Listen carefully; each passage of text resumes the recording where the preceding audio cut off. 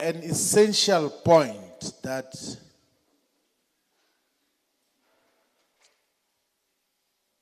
the leadership of the EFF is not being irrational. When we say, and particularly for the public representatives, to say that if you are a public representative of the EFF, you should at least within the first 36 months of you being a public representative, acquire practical knowledge and skills in terms of what is required, in terms of what is understandable. So we're a Marxist, Leninist, Fanonian organization. So the ideas and thoughts that were originated by Karl Marx, by Vladimir Lenin, by Franz Fanon, inform the essence of the politics of the EFF. And about this emphasis on acquiring knowledge, I want to make reference again to Vladimir Lenin when he was addressing the Third All-Russia Congress of the Russian Young Communist League. And he emphasized something very important, and he said that in dealing from this angle with the tasks confronting the youth, I must say that the tasks of the youth in general, of the Young Communist Leagues and all other organizations in particular, might be summed up in a single word: learn. That is an obligation that all of us must always learn. But what is of central emphasis, from the same address by Vladimir Lenin, he says that naturally, the first thought that enters one's mind is that learning communism means assimilating the sum of knowledge that is contained in communist manuals, pamphlets, and books. But such a definition of the study of communism will be too crude and inadequate.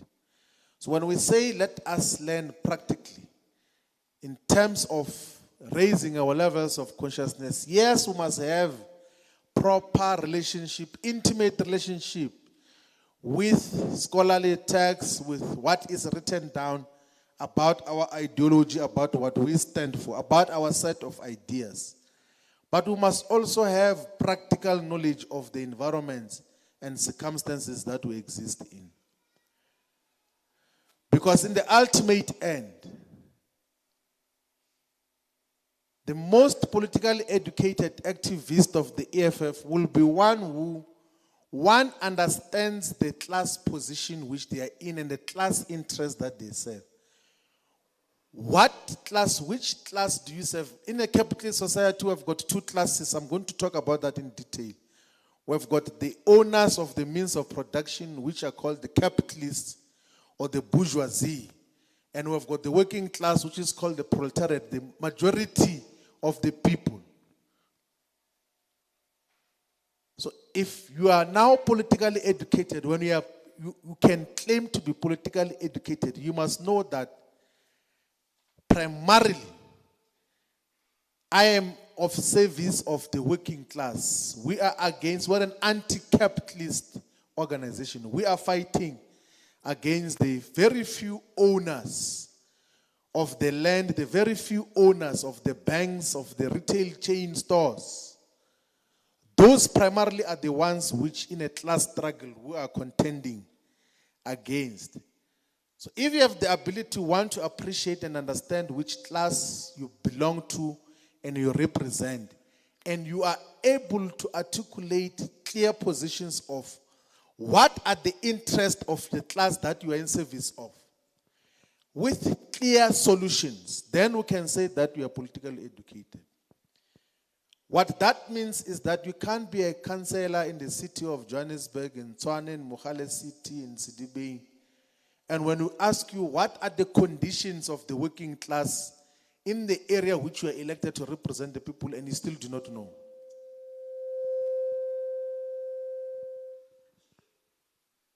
So it's counter-revolution when you have been selected amongst the million members of the EFF to represent the EFF in one municipality, and you do not know what are the conditions of the working class. in the municipality where you are serving in. You do not know how many people are in. So you know Frederick Engels, one of the co-authors of the Communist Manifesto, when in the earlier stages, when he wrote his thesis, his thesis title was "The Conditions of the Working Class in England." Because you set yourself a task. If we were to ask you, chairperson of Tshwane or Johannesburg or Citibank or West Rand, what are the conditions of the working class in Tshwane? As a leader of the EFF, you must be able to say that these are the conditions that we are faced with, we are confronted with, and these are the possible solutions. This also applies to the leadership of the province as well. They say Makwala is the party leader now. When we are going to ask a question, what are the conditions of the working class in the most industrially developed province of the Republic of South Africa, Gauteng? What are the, so outside of understanding the concept of bourgeoisie and the proletariat and the class struggle, we should also understand the environment that we live in. And this applies to branch leadership as well. As branch leadership, you must know in all the VDs, what are the conditions of the people in the ward which you are serving in. So that is the background that we give in, that is the essence of what we have to deal with at all times as a. Now the Communist Manifesto that we are marking 175 years of today, we did say is one of the most important documents in the history of humanity.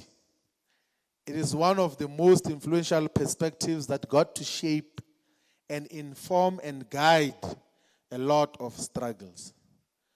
We're going to illustrate when we're discussing what is contained in the Communist Manifesto, just what are some of the common features that are in this Communist Manifesto that are appearing in the founding manifesto of the EFF, both in the 7 non-negotiable cardinal pillars and the 14 complementary pillars that are in the EFF founding manifesto. So the Communist Manifesto was mandated by an organization called the League of the Just. So the League of Just People, they were characterizing themselves as just people, the League of the Just. Then they mandated Frederick Engels and Karl Heinrich Marx.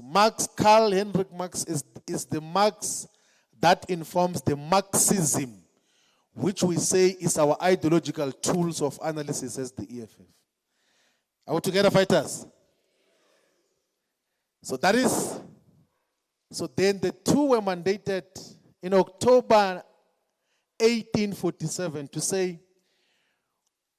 now we are living in the era where there is emergence of industrial capitalism, where individuals are centralizing the manner in which people produce goods and services for daily use. They are centralizing them, they are owning them as individuals and employ all of us as laborers. We just sell our labor to them. But even when we work there, we produce together social production of these goods and products. These capitalists are taking everything else. They just give us money to come back to work tomorrow. So in the earlier emergence of capitalism, in the era when capitalism was emerging, then the League of the Just said that we need to organize a force. We must organize ourselves as representatives of people who do not own the means of production, as representatives of the people who do not own the banks, the factories, who do not own the properties that need us to work for them. That us who do not own the means of production, how do we express ourselves much more clearer as to what we stand for and what kind of society do we want to construct out of this emerging capitalist system. Then a Communist Manifesto was then mandated to be drafted by Friedrich Engels and Karl Marx. Manifesto is a statement of purpose. That is what you said, go and draft something that expresses just what we want to do as the working class collective. And then they then worked from October and delays, but then on the 21st of February 1848, they were then able to present and publish the Communist Manifesto. Communist Manifesto. Now, communist is a word that comes from the old language of Latin. So communist means mostly common, like for the people. That this is a common program that primarily represents the interest of the people. We already said that this perspective that arose out of between 1847 and 1848 then got to influence the politics and the agenda of many working class and communist formations and parties all over the world. You know, Vladimir Lenin, who led the great socialist October Revolution in Russia, when he wrote about the Communist Manifesto in 1914, he says that with the clarity and brilliance of genius, this work, referring to the Communist Manifesto, this work outlines a new world conception, consistent materialism, which also embraces the realm of social life, dialectics, as the most comprehensive and profound doctrine of development. The theory of the class struggle and of the world historic revolutionary role of the proletariat, the creator of a new communist society. So Lenin characterized it as such.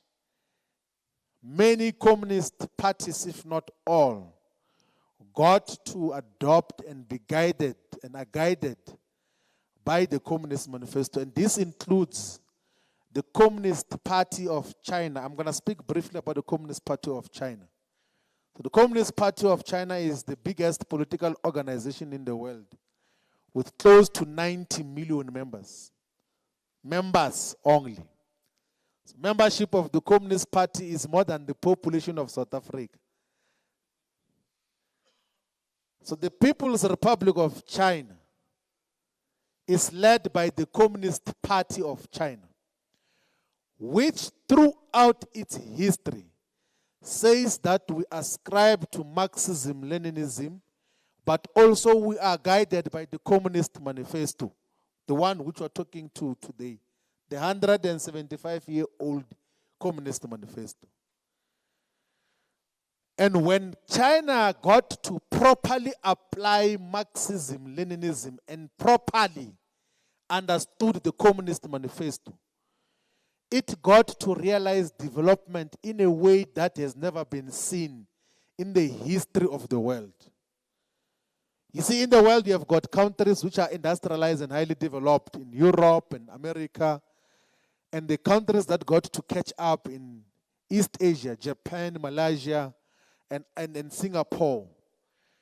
But the extent, the intensity, and the rapidness through which China got to develop the productive forces or to industrialize faster happened under a Communist Party leadership and guidance, and taking principles from the Communist Manifesto.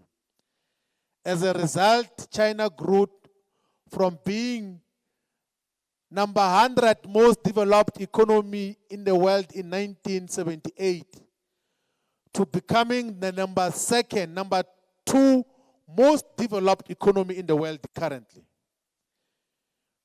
Through proper scientific application of socialist principles that, amongst other things, are guided by the Communist Manifesto. China was within that period able to take more than 600 million people out of poverty. And China was able to play a meaningful role in the development of infrastructure in many other parts of the world because of a clear agenda of what is contained in the Communist Manifesto. And I want to highlight that, and I will actually speak to it again in terms of what happens. In the Communist Manifesto in chapter 2, I'm going to go through the chapters. It actually says something very interesting. It says that the proletariat, that in the struggle against capitalism, the proletariat will use its political supremacy. The proletariat is the working class, or the parties that represent the working class, those that do not own the means of production.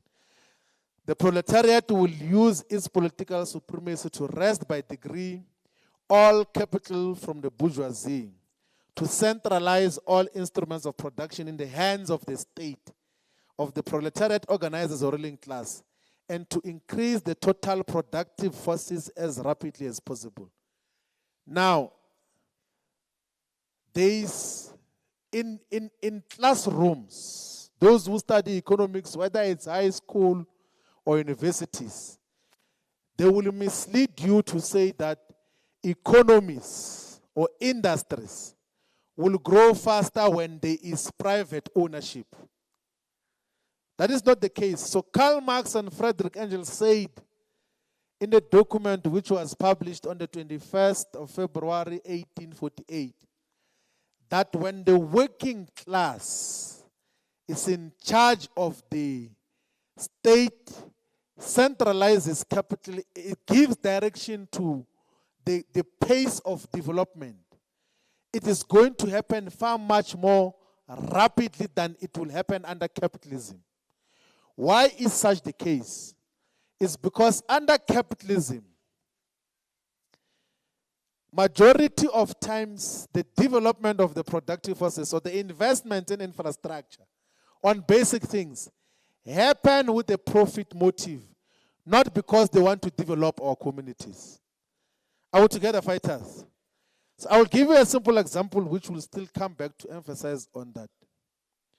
You see, we have got a crisis of electricity in South Africa today. There are quick and available solutions that are there which can be done by the state. But the people who are guided by capitalist principles who are in office now will not go for those solutions because they don't stand to benefit as capitalists and as individuals. So every time there is a problem, they say to themselves as capitalists and as representatives of capitalists, how do we eat out of this problem? So out of every problem, so every solution, they must eat something. Even on the provision of water, they say that, yeah, we know there is a problem of water. We want to give water. The money is there. The skills are there. But how do we design this water project in such a way that we eat out of it? So that is the nature of capitalist morality and mannerisms, where out of every crisis, someone wants to eat, want to make money for themselves as an individual. That is why we say in the EFF that let us remove the profit motive out of essential services. That is why the EFF Founding Manifesto says we must build state capacity with the aim of abolishing tenders. B12. That is because it's to defeat this capitalist. And then once you have dealt with this issue of people who want to drive development narrowly for profit purposes, then our people are going to realize development much more meaningfully. So this Communist Manifesto that we're talking about has inspired massive, speedier development in the People's Republic of China, which is the second biggest economy in the world currently, and will be the biggest in our lifetime. It has inspired rapid development in Vietnam. Vietnam, the country Vietnam, is led by the Communist Party of Vietnam. It has sustained the struggles in Cuba as well, where there is no illiteracy, where the life expectancy of ordinary people is far above the so-called industrialized and developed nations. There is no poverty in Cuba because of a communist party that is inspired by the Communist Manifesto that we're talking to and talking about today. So that is basically the background of it. So for those of us who are taking notes, the Communist Manifesto is not very long. It's a very short document. So the copy that you have been given to has got prefaces that were written over the years, which were supplementing on what have been the fundamental issues that were contained of what was published in 1848. Then there's got a preamble and then 4 chapters or 4 sections. So the Communist Manifesto, the manifesto of the Communist Party, has got a preamble and 4 sections. The first section is called Bourgeois and Proletarians. The second section is called Proletarians and Communists. The third section is called Socialist and Communist Literature. The fourth section is called The Position of the Communist in relation to the various existing opposition parties. So in the preamble, I think one of the issues that we have to highlight of what is contained there, of course, it starts by saying that a spectre is haunting Europe, the spectre of communism. And then it says that from all the observations that we're making now, there are 2 issues that stand out. One is that communism is already acknowledged by all the powers all over the world. But 2, it is high time that communists should openly, in the face of the whole world, publish their views, their aims, their tendencies, and meet this necessary tale of the spectre of communism with a manifesto of the party itself. So that is what we have already emphasized, that the Communist Manifesto is the publication openly of the views of what do we seek to achieve.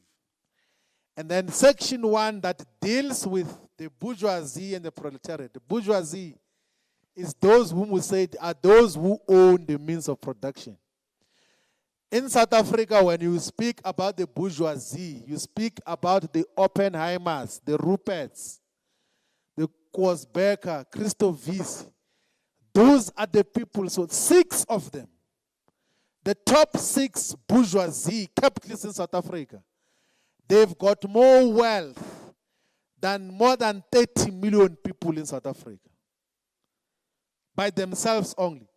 So what that means is that even if we were to combine everything else that you have, you sell everything else, including your shoes and houses, the money that you will make will not be enough to outdo the money of 6 people. If all of us, like 30 million people, can combine the little things that we have, including our houses and our cars,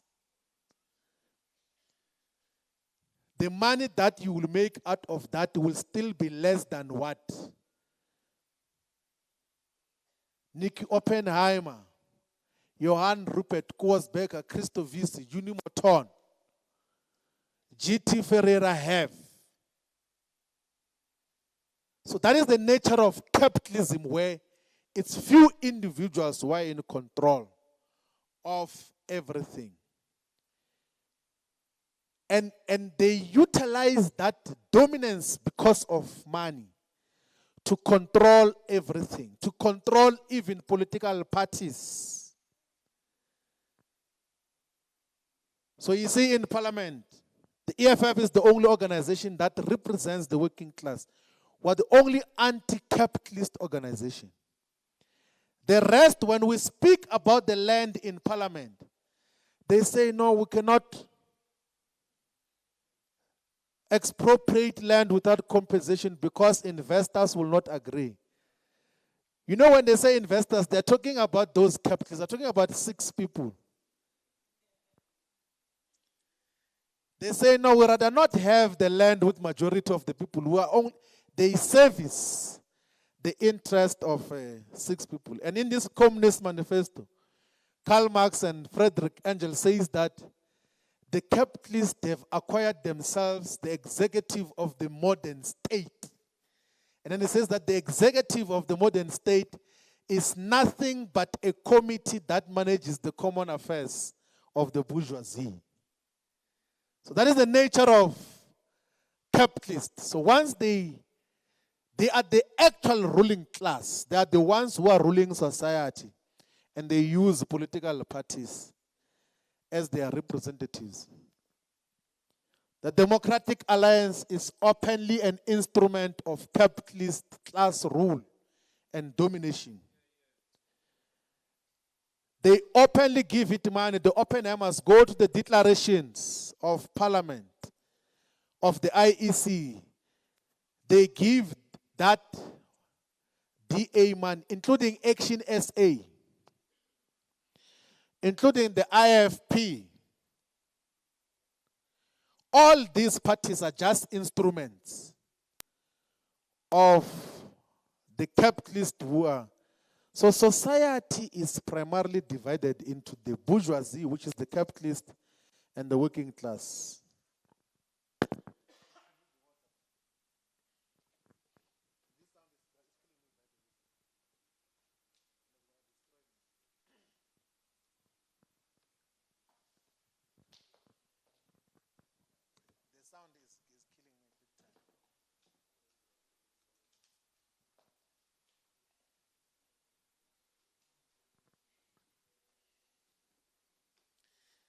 So the first chapter in the Communist Manifesto deals with the bourgeoisie and the proletariat. So the bourgeoisie, we did say that is those big capitalists who own the means of production. So yourselves, even those of you who own cars, you are not the bourgeoisie. Even when you own a spaza shop. And then the rest of us, we are part of the proletariat, we are part of the working class.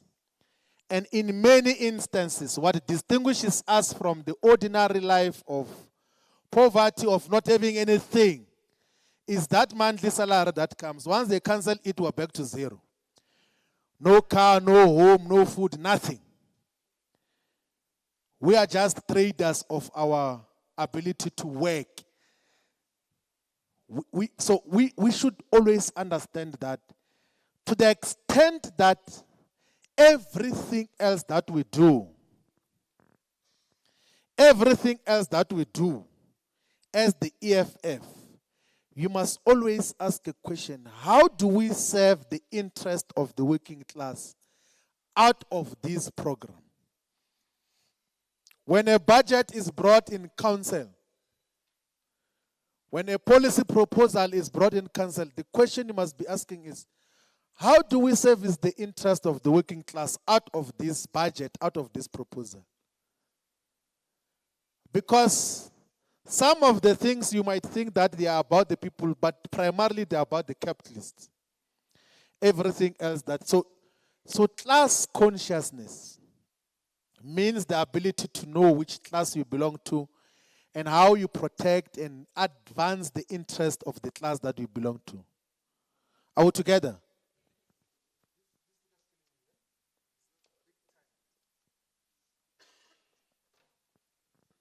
I'm destroyed by the speaker there, which is not.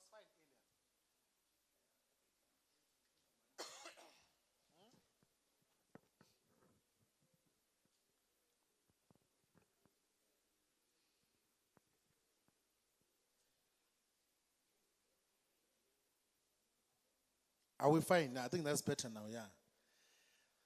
So we're still dealing with this question of society. Is primarily a capitalist society is divided into two contending classes, the bourgeoisie and the proletariat, or the capitalists and the working class. And then section 1 of the Communist Manifesto actually gives it a historical context. It starts by saying the history of the hitherto existing society is the history of class struggle. Free man and slave, patrician and plebeian, lord and serf, guildmaster and journeyman, in a word, oppressor and oppressed, stood in constant opposition to one another, carried on an uninterrupted, now hidden, now open fight, a fight that each time ended either in a revolutionary reconstitution of society at large or in the common ruin of the contending classes. That is not very difficult. So this is what happens. So before capitalist society, there were other forms or modes of production that existed before that society. And then the Communist Manifesto that says that thus far, the history of the world has been the history of class struggle, that there's always been contending interest between the two classes, which are summarized as oppressor and oppressed. So when we say bourgeoisie and the proletariat, it's like oppressor, who is the bourgeoisie, and the oppressed, which is the working class. So that is the essence of that we are in a class society, and whatever struggle that we carry is on behalf of the class. And then the chapter that is chapter 1 of the Communist Manifesto then goes to explain the nature and form of capitalism, the nature that capitalism has taken, and says that this now capitalist or bourgeois society, it came from a feudal society and has dealt away with the feudal contradictions, is now establishing new contradictions. We did explain that the Communist Manifesto is written at the earlier stages of the development of capitalism. And it's being characterized, so capitalism is being characterized that it is giving birth to two contending forces, the bourgeoisie and the proletariat. And it says that as a result that the bourgeoisie thinks that this is the end stage of it. But it's not, because the working class is going to utilize its collective power to defeat the capitalists, first through take of political power, and then taking over the economic resources that the bourgeoisie is in possession of.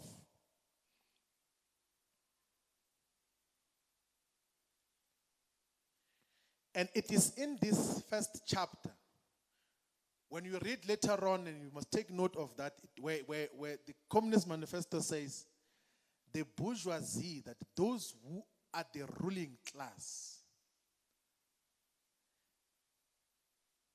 have at last, since the establishment of modern industry, conquered for itself, the bourgeoisie has conquered for itself, in the modern representative state, exclusive political sway.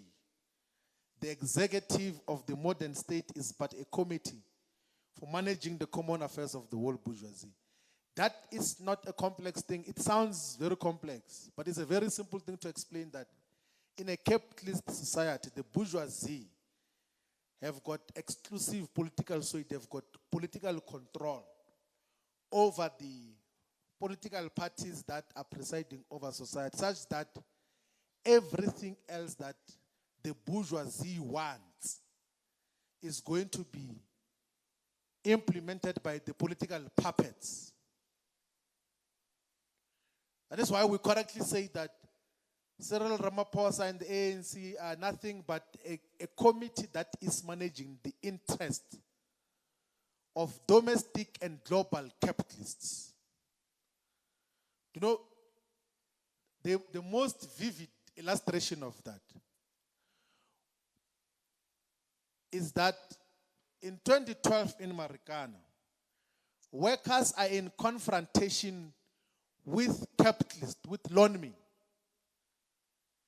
And then the state comes not to try to mediate between the two, comes straight on the side of the capitalists to kill workers. Because it's an instrument in the hands of the capitalists. So whenever there is conflict between the working class and the capitalists and the bourgeoisie, the state without question goes directly to take the side of the capitalists to the extent of killing. It's not only in Marikana, in many other instances. In the mines, in the factories. And you think that, yeah, we're busy fighting against these capitalists. We want wages to be increased. But the people who are fighting you have got blue uniforms, sometimes even soldiers, carrying guns on behalf of the state. And this explanation is what Vladimir Lenin builds on in characterization of the state, that the state in a capitalist society is nothing but a committee that manages the common affairs of the bourgeoisie.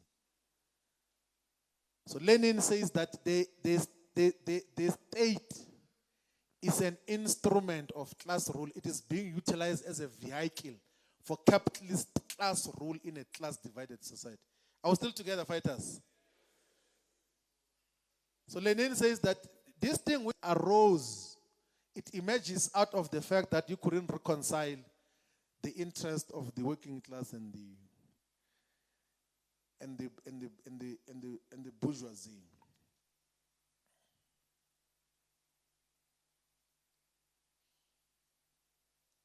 So that is what primarily the first section of with some respect. It says that the capitalist system has converted the physician, like physician as a doctor, the lawyers, the priests, the poets, the men of science into paid wage laborers.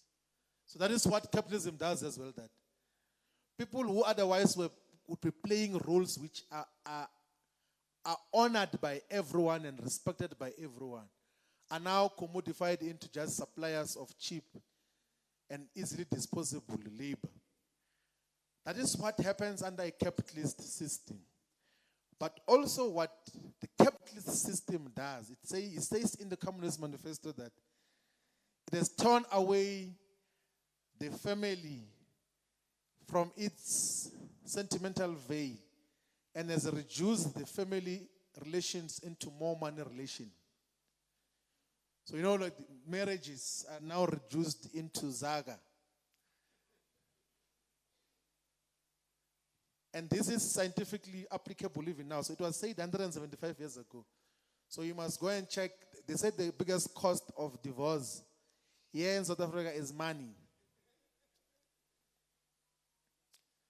So the capitalist system goes to the extent of even defying all our social relations. So capital becomes social power as well. It determines our social relations in everything else that we do.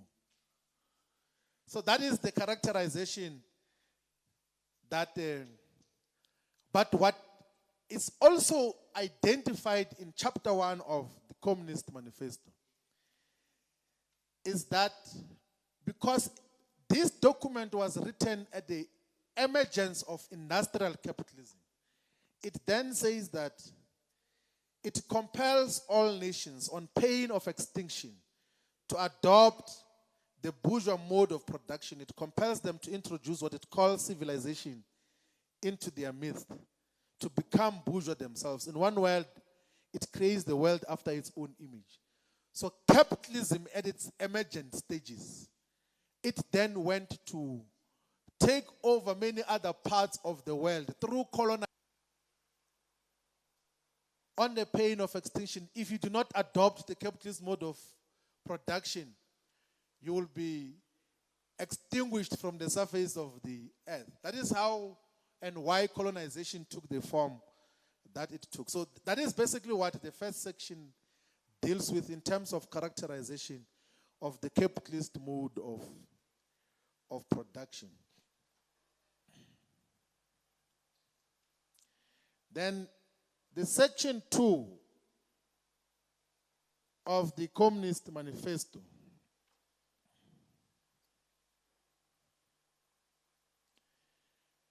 deals with the proletariat and communists.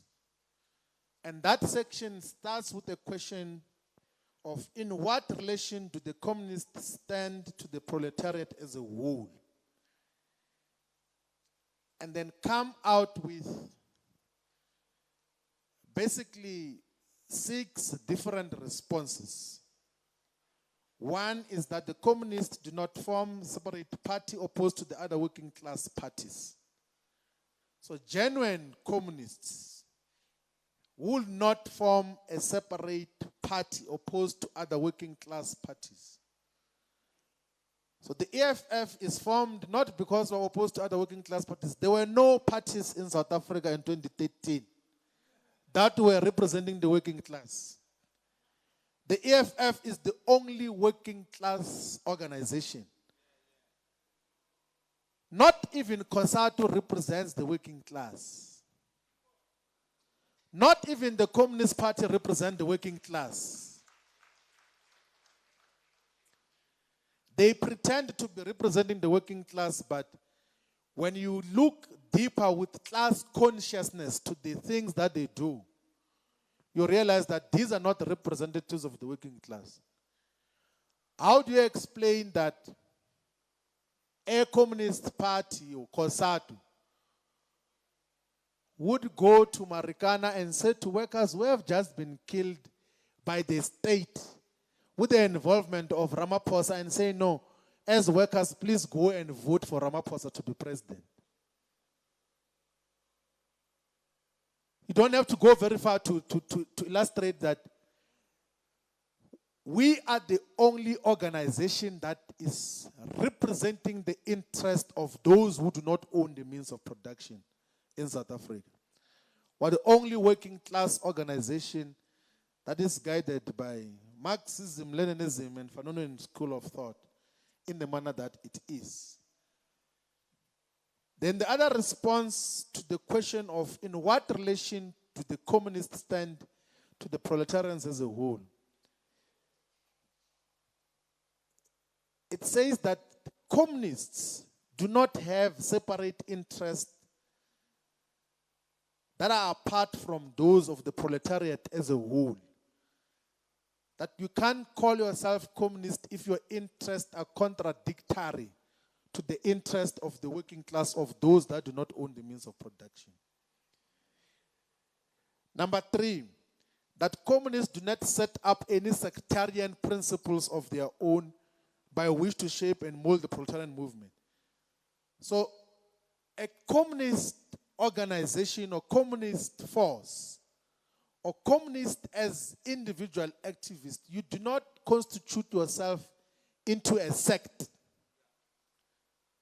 where you're obsessed with yourselves only and you want to superimpose yourselves on the people with some narrow sect obsession where it's just a small group, a study group of few people that know we are pure, we are the only ones who understand Marx. So communists are found within the people. That is what the emphasis of the Communist Manifesto says in terms of what happens. And what other things are said in response to the question of in what relation do the communists stand to the proletarians as a whole. The other response says that the communists are distinguished from the other working class parties by this only. This was written and published 175 years ago. It says, in the national struggles of the proletarians of the different countries, they point out and bring to the front the common interest of the entire proletariat independent of all nationality. So if there is working class struggles that involve different countries, you do not say this one is Zimbabwean, this one is Mozambican. We always protect the interest of the working class. So we're more in unity with the working class, those who do not own the means of production. Here in South Africa, in Namibia, in Botswana, in Lesotho, in Malawi, in Zimbabwe. Those are our allies, as opposed to the capitalists who are staying in the same country with us. Are we together, fighters? So our loyalty as communist forces is to the working class, irrespective of borders and nationality. We respect the interest, and everywhere we are, we serve the interest of the working class. So this is a clear principle that is contained in the Communist Manifesto. The other response that is given to that question is, in the various stages of development which the struggle of the working class against the bourgeoisie has to pass through, the communist parties always and everywhere represents the interest of the movement as a whole. That is an emphasis that is given. The other response that is given is that the communists, therefore, are on the one hand practically the most advanced and most resolute section of the working class parties of every country. That section which pushes forward all others.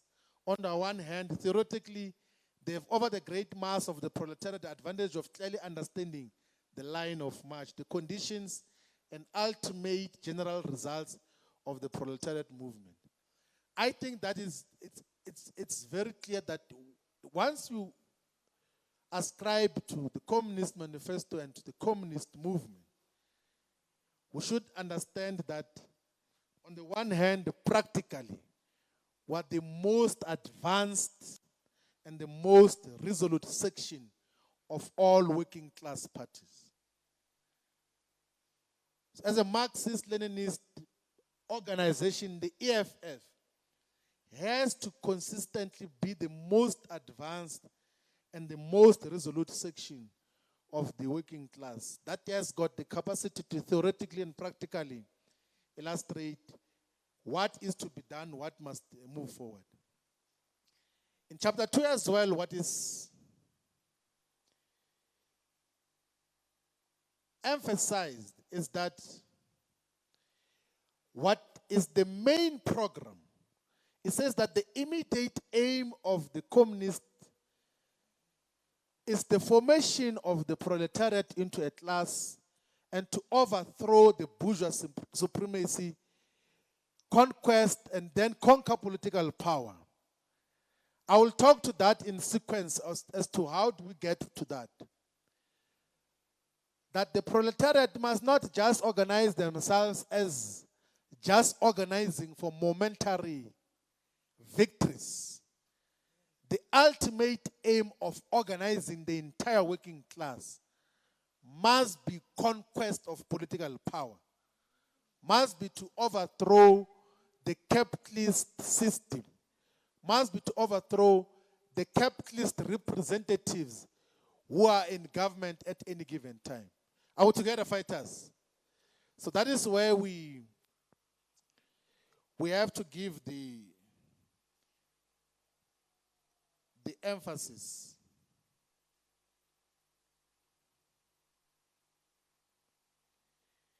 And the other emphasis that is given is that in the process of fighting against the capitalist system and overthrowing the representatives of the capitalist system that are in political office, we must not abandon, we must not neglect the momentary victories that must define the working class.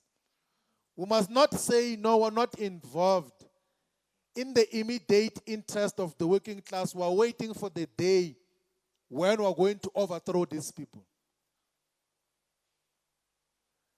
That is why we consciously as the EFF, participate in a transitional phase of government. In our case, it's transitional. Because we know that in the immediate, the working class will need quality health care, will need to be in safe spaces. So you can't say, no, because we're an organization that subscribes to Marx and Lenin, we can't in the meantime participate in government because we must only participate once we have overthrown the entire system. It doesn't work like that. The Communist Manifesto does not even advocate for that. It says that we must always fight for the momentary victories of the working class in terms of what should happen. And it is in that second chapter where it emphasizes that once the working class forces take political power, we must centralize all the means of production so that we can rapidly develop them as faster as possible than would happen under a capitalist system. And then in that chapter, there is an interesting thing which we're going to deal with now. There is 10 demands, the 10 planks, like the 10 demands of the Communist Manifesto. So in the first sentence, it says, what page is it for those who are using in page 26? It says that although that there might be different interests in different countries, the following measures must constitute the demands of the working class and communist forces all over the world. And I'm going to talk to that in relation to the EFF founding manifesto. So number one, it says abolition of property in land and application of all rents of land to public purposes. If you read intimately, the EFF cardinal pillar number one that speaks to expropriation of South Africa's land without compensation for equal redistribution, it reinforces that first demand of the Communist Manifesto as to what all other communist and working class forces should do all over the world. Number two, it says a heavy progressive or graduated income tax. I think we have dealt with that at a policy level in great detail in terms of part of the initial things that we had to deal with when we got to Parliament in 2014 was to illustrate to Parliament that the amount of revenue that the state collects now can be 100% more than what it collects because there are so many tax leakages due to profit shifting and illicit financial flows and all of those things, base erosions that we spoke about. It was part of dealing with this aspect that you have got capitalists who are obliged, even by their own capitalist laws, to pay taxes, but have not been doing so. And we have dealt with that differently. And number C, or number three, is abolition of all rights of inheritance. At the center of EFF's approach to the land question, we say that the state must be custodian of all the land. Primarily because we want to abolish that intergenerational inheritance of capitalist relations, where the children of the bourgeoisie and their grandchildren will still be in a dominant position even 100 years later. That is what we are dealing with when we deal with the custodianship of the land of the state. Because we know that at the center of our suffering is this intergenerational capitalist domination. That the Oppenheimers have been in power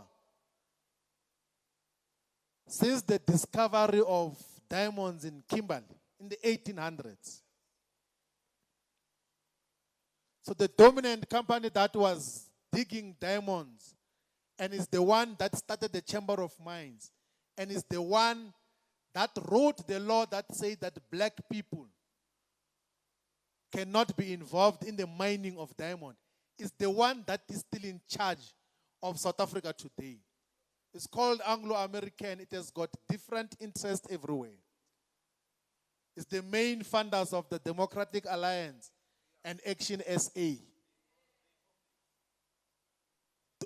And that since the 1800s. So the Communist Manifesto says that we should abolish all rights of inheritance, particularly of capitalist properties that are going to exploit other people. And by the way, in the other chapter, it deals much more deeply that when you talk about taking private property, it does not talk about taking personal, non-exploitative property from people. So a lot of people will say, no, communism means that you're going to park your car here, someone will come and drive it. That is absolute nonsense. It's not the case. The private property that we're talking about is the exploitative private property that employs other people's labor. Are we together, fighters?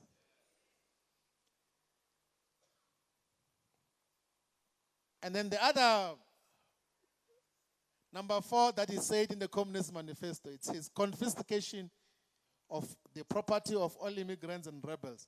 It reinforces the same principle that we spoke about now.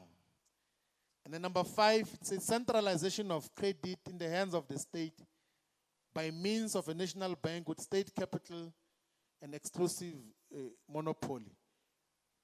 Cardinal pillar number 2 in the EFF is nationalization of mines, banks, and other strategic sectors of the economy. So it's reinforced by that as well. So if you check what is the main purpose in the founding manifesto of the EFF on why we need to nationalize the banks, it reinforces this principle, which we were taught by Frederick Engels and Karl Marx 175 years ago in terms of what is to happen. And then number 6, it says centralization of the means of communication and transport in the hands of the state. So when you read the founding manifesto of the EFF on the cardinal pillar number 3, that deals with building state and government capacity, which will lead to the abolishment of tenders, it even specifies just what areas we must have state capacity. It speaks to the issue of the state-owned roads building company. So the cardinal pillars of the EFF are strongly reinforced by this Communist Manifesto that we're talking to. And then number 7, in the Communist Manifesto, it says extension of factories and instruments of production owned by the state, the bringing into cultivation of wastelands, and the improvement of the soil generally in accordance with the common plan. In the EFF founding manifesto, cardinal pillar number 5 says massive protected industrial development to create millions of jobs. So when you say extension of factories and instruments of production owned by the state, it reinforces the protected industrial expansion. If you read deeper into what is explained in the founding manifesto of the EFF, it is mutually reinforcing with what has been or is supposed to be the program of all working class and progressive communist forces all over the world. Then number 8, it says equal ability for all to work. Establishment of industrial arms, especially in agriculture. It reinforces the same principles in cardinal pillar number 5. Now, number 9, it says combination of agriculture with manufacturing industries. Gradual abolition of all the distinction between town and country by a more equitable distribution of the population over the country. We've realized something that majority of times as fighters, Komisambu is saying, is that fighters get to read and familiarize themselves perhaps adequately with the 7 cardinal pillars and do not go to look into the complementary pillars, which are equally important. So if you're a leader of the EFF, you must also know and internalize the complementary pillars, because there are so many areas of policy, of decisions which are properly explained in the complementary pillars in the founding manifesto of the EFF. That is why when we were debating electricity in Parliament, we went to the complementary pillars to speak as to what is the EFF's position on energy. Now, this pillar which is in the Communist Manifesto says combination of agriculture with manufacturing industries, gradual abolition of the distinction between town and country by a more equitable distribution of the population over the country. That reinforces complementary pillar number 1 in the founding manifesto of the EFF, which is called decentralized spatial planning and building of new cities. And in that pillar, it says that rural development should not be confined to maintaining the rurality of rural areas. It should instead aim to abolish rural and town distinctions. It's almost the same wording as what appears in the Communist Manifesto. And there must be equal distribution of the population in all parts of our land. What that means is that we must break away from this apartheid spatial planning where the economy was concentrated in certain sectors only.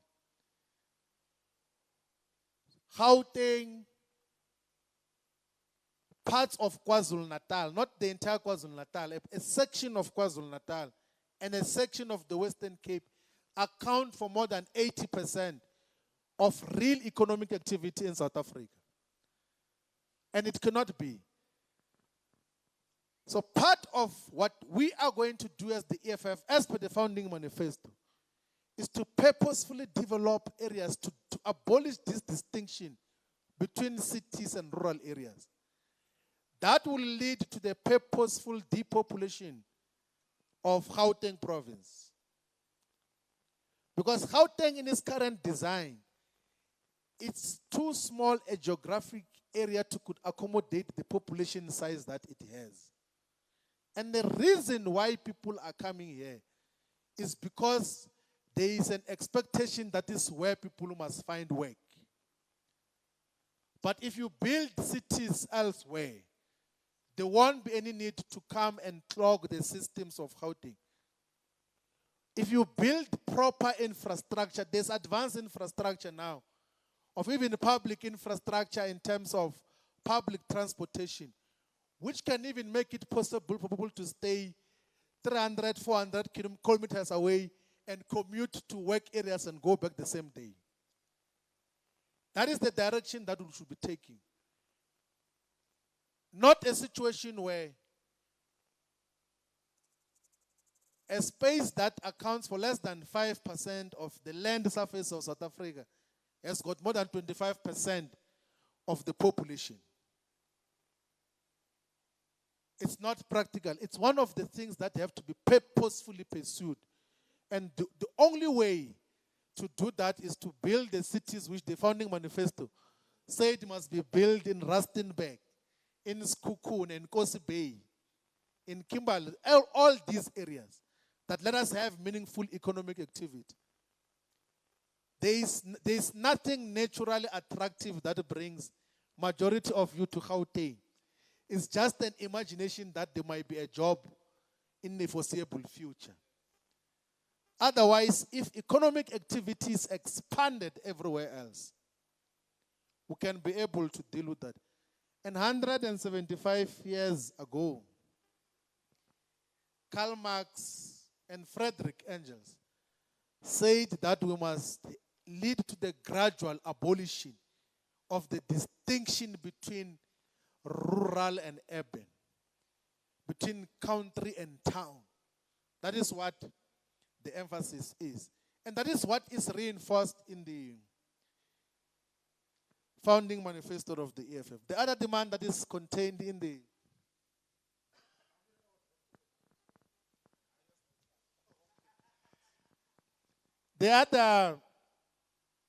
other principle that is contained in the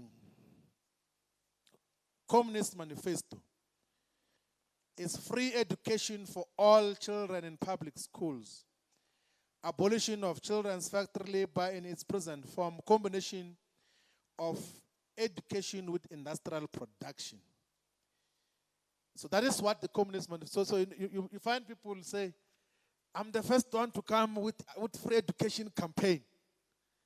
This 175 years ago, Karl Marx was already saying that in all progressive societies we must achieve free education.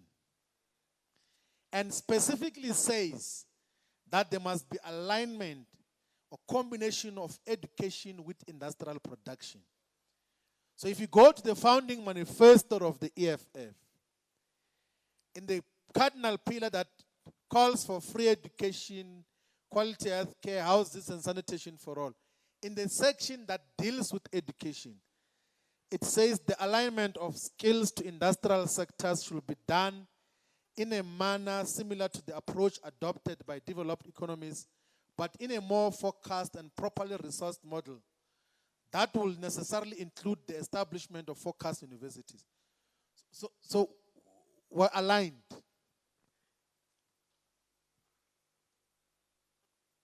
So we are part of a progressive world of socialist and communist forces that are fighting against capitalism in its domestic and global manifestation. And we are fighting against a capitalist system which has got strength and presence here domestically in South Africa,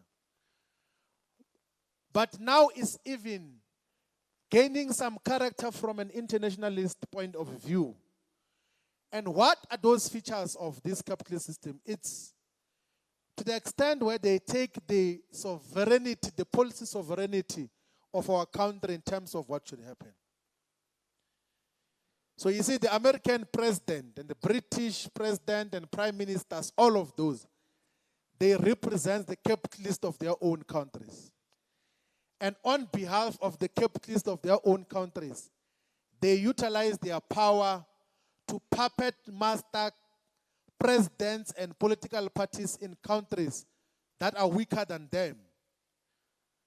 That is why in South Africa you have got a situation where Cyril Ramaphosa is told by Joe Biden what should be the energy and electricity policy of South Africa. And Joe Biden is doing that on behalf of the American capitalists, who say to him that we support you here, Biden, but we want to go and make money in South Africa. You must then tell those people in South Africa that they must stop the usage of coal as a source of energy, because we want to build renewable power stations. And once you have built the renewable power stations, it's like growing a tree of money, because you just build once. It uses the sun which is here. It's possibly like a power station for solar which can generate 1,000 megawatts. Will need less than 10 employees to look after. But you get paid billions every year. And then Ramaphosa agrees to that and cause us an energy crisis because the capitalists are telling him what to do.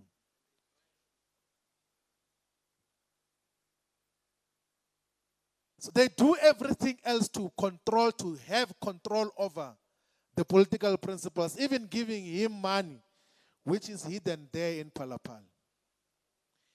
Do you know, fighters, under normal circumstances, when someone commits crime utilizing the American dollar. That person is fought heavily by the American security system. But with Ramaphosa, immediately after Palapal, first he went to see that King of England, the one who has just been put there. And second, he went to America to be given an official state visit. First met the Vice President Kamala Harris, what's the name? And then met with Joe Biden. Given royal treatment. Why? Because the global capitalist interests are in control and want to continue to be in control of our domestic policies, particularly on the generation of electricity. That is what we are faced with.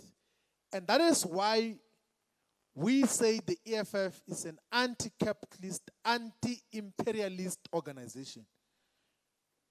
We are not puppets of imperialism. We are not puppets of the domestic and global capitalists. Chapter 3 of the Communist Manifesto deals with socialist and communist literature. And that was a relatively contemporary analysis of the theoretical trends that were emerging at that particular moment of just what other forms of socialism or people who call themselves socialists is finding expression. So that chapter deals with something called reactionary socialism, feudal socialism. You know, like sometimes feudal socialism will define some people who think that the society before capitalism was better. So sometimes even fighters get a temptation to say, yeah, socialism means that we must go back to the African traditional society. No, we're not going back there. We're moving forward. When we are fighting for socialism, we're not fighting to go back. We're fighting to go forward. We do not want to fight with spears and all of those things there. We want to develop industry, we want to develop technology so that we do not have to work heavily, all of us, every day. We're able to develop the productive forces in a way that there will be enough for everyone. We do not want to go to a backward and mostly patriarchal society. We're fighting forward. In terms of our socialist struggle is forward-looking, not backward-looking. So that chapter criticizes reactionary socialism, feudal socialism, or something which they were calling conservative or bourgeois socialism. Because there were people who were beginning to argue that if the bourgeoisie or the capitalists make money and then they do charity work, that is a form of socialism. It's not socialism. So that also is critical. So that chapter deals with all of those. Part of the strand of socialism that is critiqued. It's called critical utopian socialism. That is dealt with. So we will be able to read that because in the document that you have been given, it actually even gets to simplify much more clearly how those are dealt with. I'm sure political education will circulate it as well in the many platforms of the organization. Then the last chapter of the Communist Manifesto, it then says, what is the position of the communists in relation to the various existing opposition parties?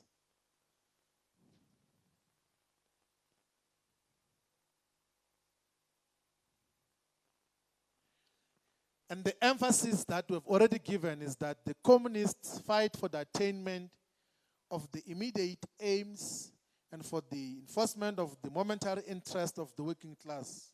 That is an emphasis that immediate aims must be fought for. Don't say we're going to overthrow capitalism first. It's only then that we're going to fight for the interest of the working class. And it says that the communists never cease for a single instance to instill into the working class the clearest possible recognition of the hostile antagonism between bourgeoisie and proletariat. Can I read that again so that, and I want us to listen to this properly. that in the last chapter, when it talks to in what position do communists stand in relation to the other working class formations. And the emphasis is that communists do not stop for a single instant to instill into the working class the clearest possible recognition of the hostile antagonism between bourgeoisie and the proletariat. In simple terms, it says that we do not stop as communist forces to raise the levels of working class consciousness and to recognize that as the working class we're in a constant struggle and antagonism against the bourgeoisie and the capitalists, or the capitalists. Are we together, fighters? So, practically, as activists of the EFF, what that means is that every time you go and talk to our people, you must illustrate and demonstrate to them that we are the only working class organization. The rest are working for the capitalists. Illustrate to them that that is why the ANC has been making these promises from 1994. It's almost 30 years now. But nothing has changed. But the bourgeoisie has gotten to be richer and richer under the ANC government. Whose interest are they serving? The bourgeoisie. Illustrate to them that look where the DA governs. They always claim that they do better than everyone else. But go to the Western Cape in Cape Town and go and check the living conditions of our people in Langa and Nyanga and Gugulethu and Khayelitsha. It's less than desirable. It's not human. Because they only service the areas where the bourgeoisie is found. But we have an organization that is on the side of the working class that is fighting for the immediate, momentary, but also permanent interest of the working class. That is what our role is. That is what Karl Marx and Friedrich Engels says and calls on us to do 175 years ago. That is the emphasis that is given in the last chapter of the Communist Manifesto. And then it concludes by saying that the communists disdain to conceal their views and aims. They openly declare that their ends can be attained only by the forcible overthrow of all existing social conditions. And it says that let the ruling classes tremble at the communist revolution. The proletarians have nothing to lose but their chains. They have a world to win. Working men of the world unite. That is the essence of what the Communist Manifesto says. That a proper analysis of the bourgeois society, of where it comes from, proper characterization of what will be the role of the proletarian in relation to the bourgeoisie, what will be the role of communists, and what should be the demands of the working class parties. And it says that let the ruling classes tremble at the communist revolution, which is a revolution that represents majority. We spoke about all these demands. Now I want to talk much more clearly as to what do we do? What do we do in the immediate to achieve all these things which we say must be achieved? Because we are saying that this interest that we're speaking about here represents the interest of the majority. What do we do? Let's write down, fighters, 5 things. Like the 5 steps to power, the path to power. Number 1 is that we must build organizational power.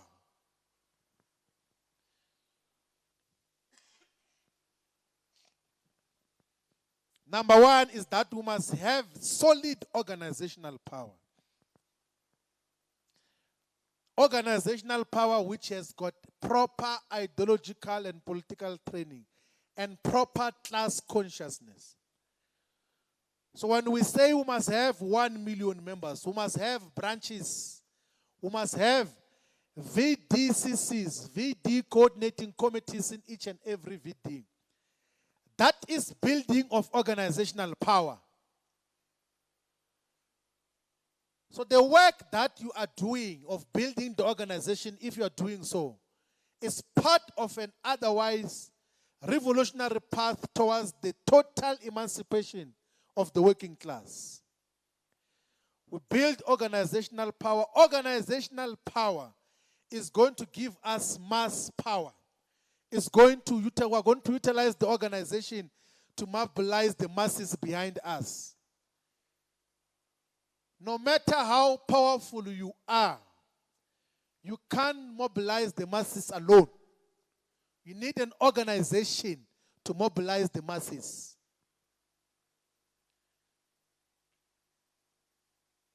You can think you are extremely powerful. You always need the organization behind you. Vladimir Lenin had a lot of power, but he needed an organization behind him of Soviets in each and every corner of the Russian Federation, which later on became the USSR when consolidated with all other neighboring Soviets.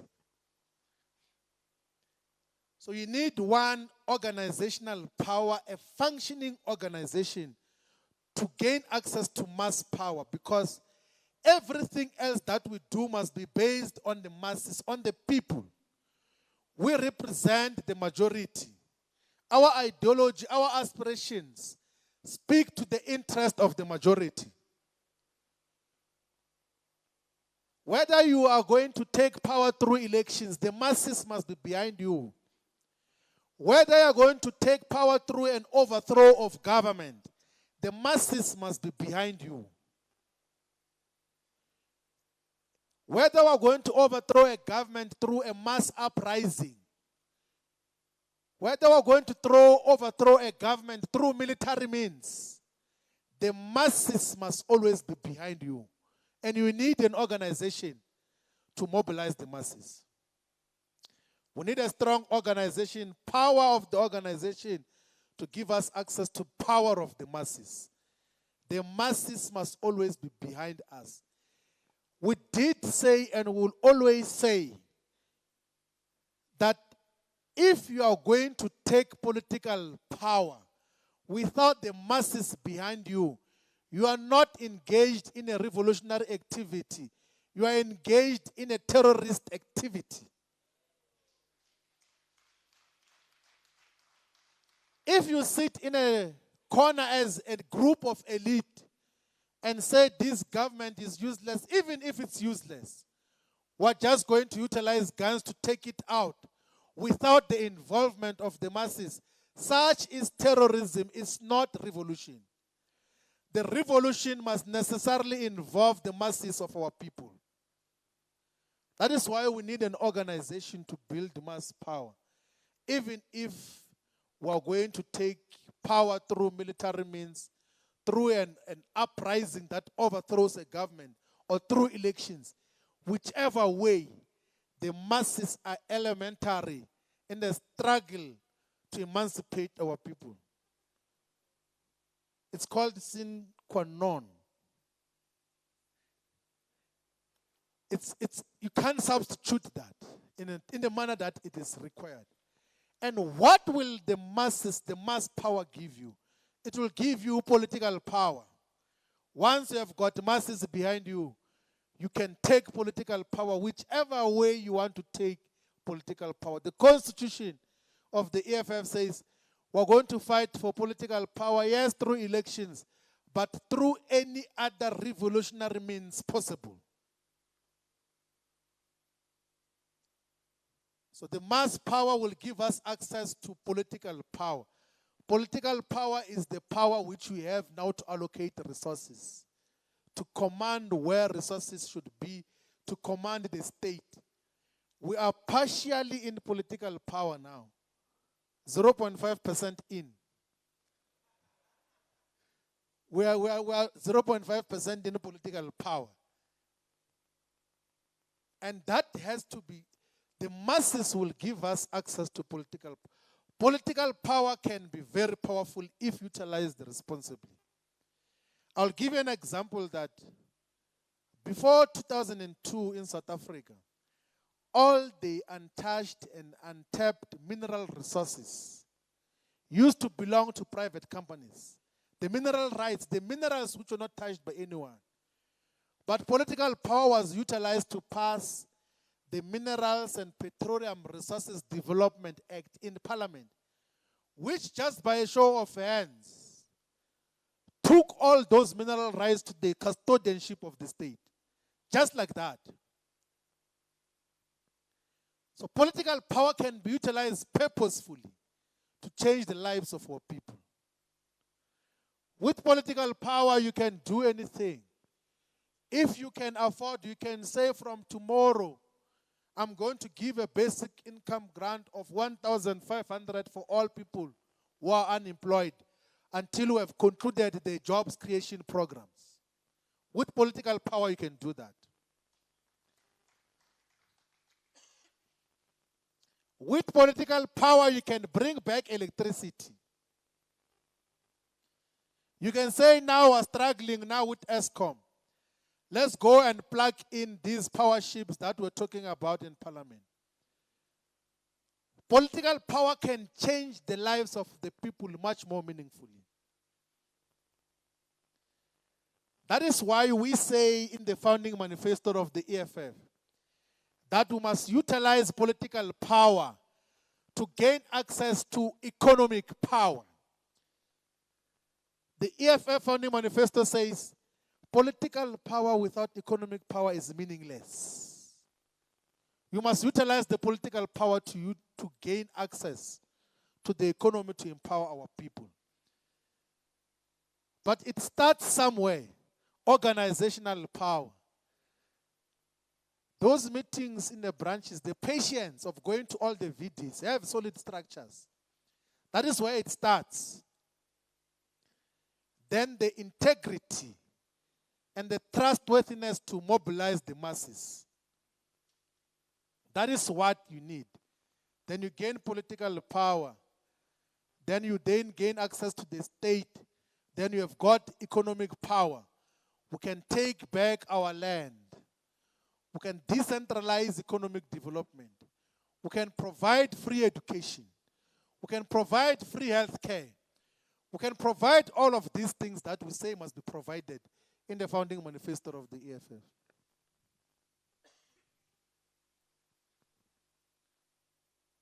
But that can't be done just in a vacuum. It has to be done within a properly defined ideological framework and tools of analysis.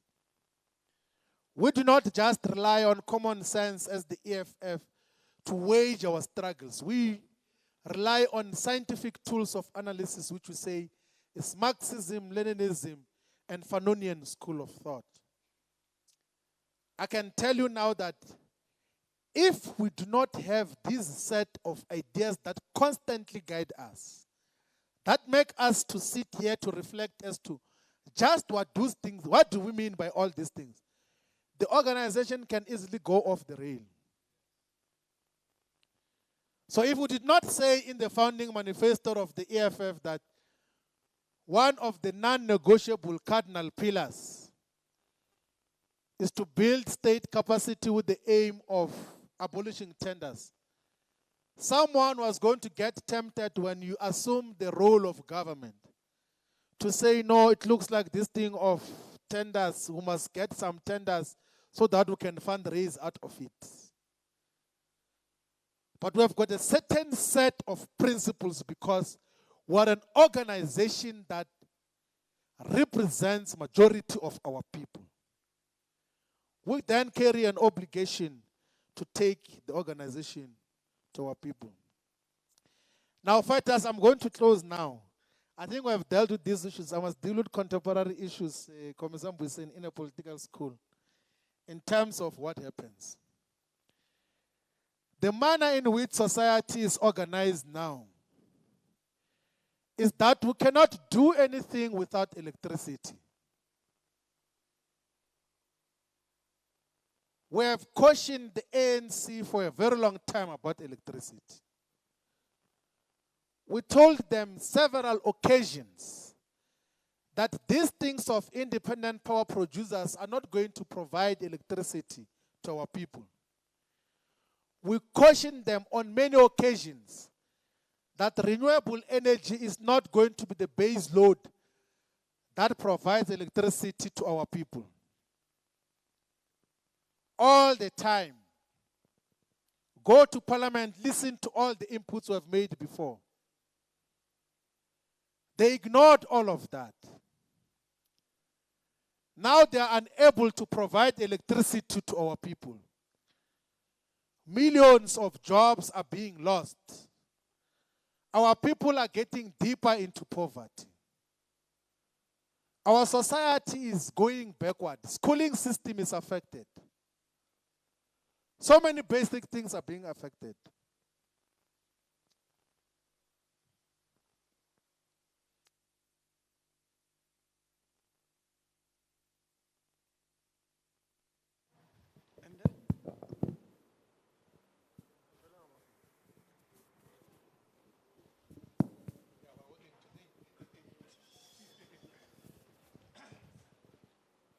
We have cautioned these people several times and said, don't go that route. As in relation to Ramaphosa, we said several times that don't get excited by the West promising you heaven and earth and telling you what to do about electricity in South Africa. His own organization went to a conference and said, stop this nonsense that you are doing of trying to destroy ESCOM and mutilating it into different organizations so that you can allow your handlers of global and domestic capitalists to make money here in South Africa. His own organization, they told him that shift this ESCOM to the Department of Energy so that the synchronization of the work that must be done to bring back electricity in South Africa. But Ramaphosa is not doing that. He's taking a mandate from elsewhere. And it's evident now that he is taking a mandate from the capitalist in Stellenbosch and from the global capitalist in Europe and America. He is not willing to listen to anyone, not even his own organization. We know that we're going to remove the ANC from power in 2024. The ANC is going to be defeated decisively in 2024. But we cannot wait for 2024 to deal with this problem of Cyril Ramaphosa.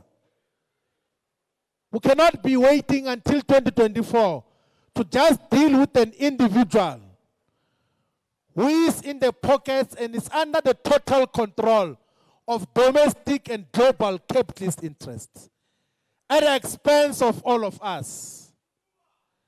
History is going to say, what were you doing as the EFF when this guy was destroying your country?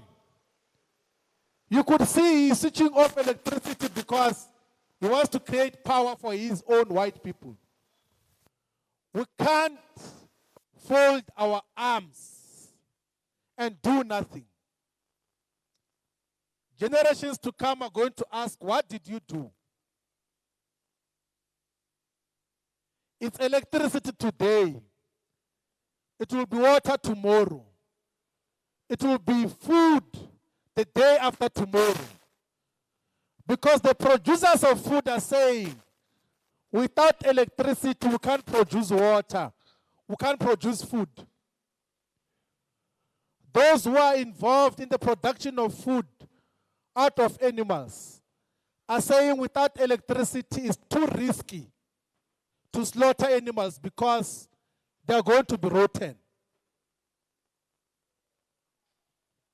Here, South Africa, we have got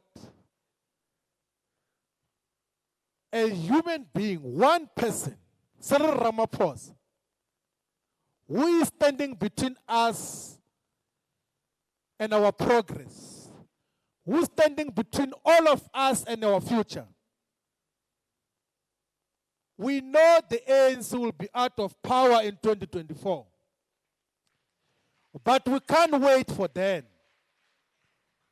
That is why we took a correct decision that on the 20th of March 2023, we must close this country to demand for the removal of Ramaphosa and bring back electricity. I can tell you now that that parliament minus Ramaphosa can come back with electricity for all the people. That parliament without Ramaphosa can remove all these aluminum smelters which are consuming the same amount of electricity as almost all households in South Africa. But if we act like there is nothing wrong, they are going to continue to destroy this country. That is why we must, all of us, now between now and the 20th of March, appreciate and internalize that this is not just a shutdown of the EFF. It's a national shutdown. Let us go to everywhere and call our people to say, enough is enough. Let's demonstrate that we are an organization that represents the majority. And we must not be fearful about that. Majority of the people of South Africa have already demonstrated that away with the ANC. The ANC doesn't have more than 50% of the voters in South Africa. Here in Gauteng, the ANC doesn't have even 40%. So don't be apologetic that we are fighting against the majority. We are fighting against a group of elite that is in office, that is led by a puppet of global and domestic capitalism. Let us defend ourselves. Let us go and fight for the removal of Cyril Ramaphosa and for the return of electricity. That is what all of us must do. Fighters, I think we have come to an end of this. We'll continue to engage. Amanda! Thank you very much.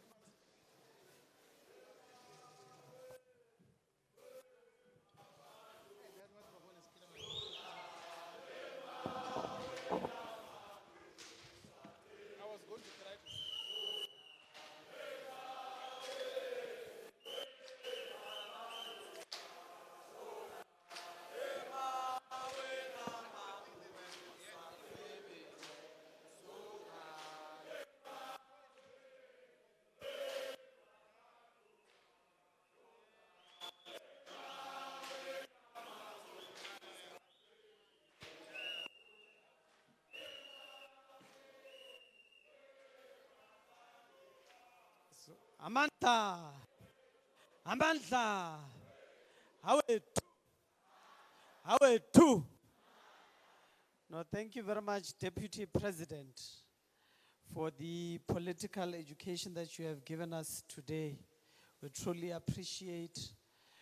We'll use the ammunition that you have given us when we engage on a door-to-door exercise, when we engage on society, to make them understand the call for the national shutdown on the 20th of March.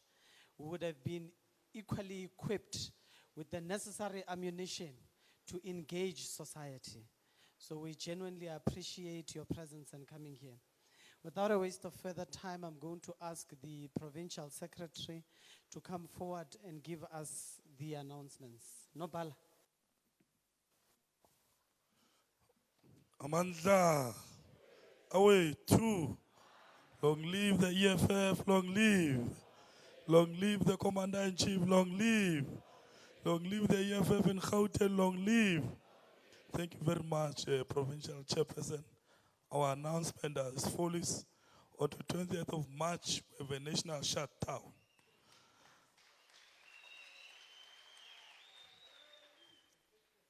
Announcement number 2, all regional secretaries are asked to remain behind so that we can collect the posters for the national shutdown. So it has begun. Announcement number 3, that we've got by-elections in Ward 105 in Tshwane region in Brongenspruit, Ward 16 in Merafong Western region on the 5th of April 2023. That is the announcement that we have for today. Thank you very much, Chairperson. Mandla!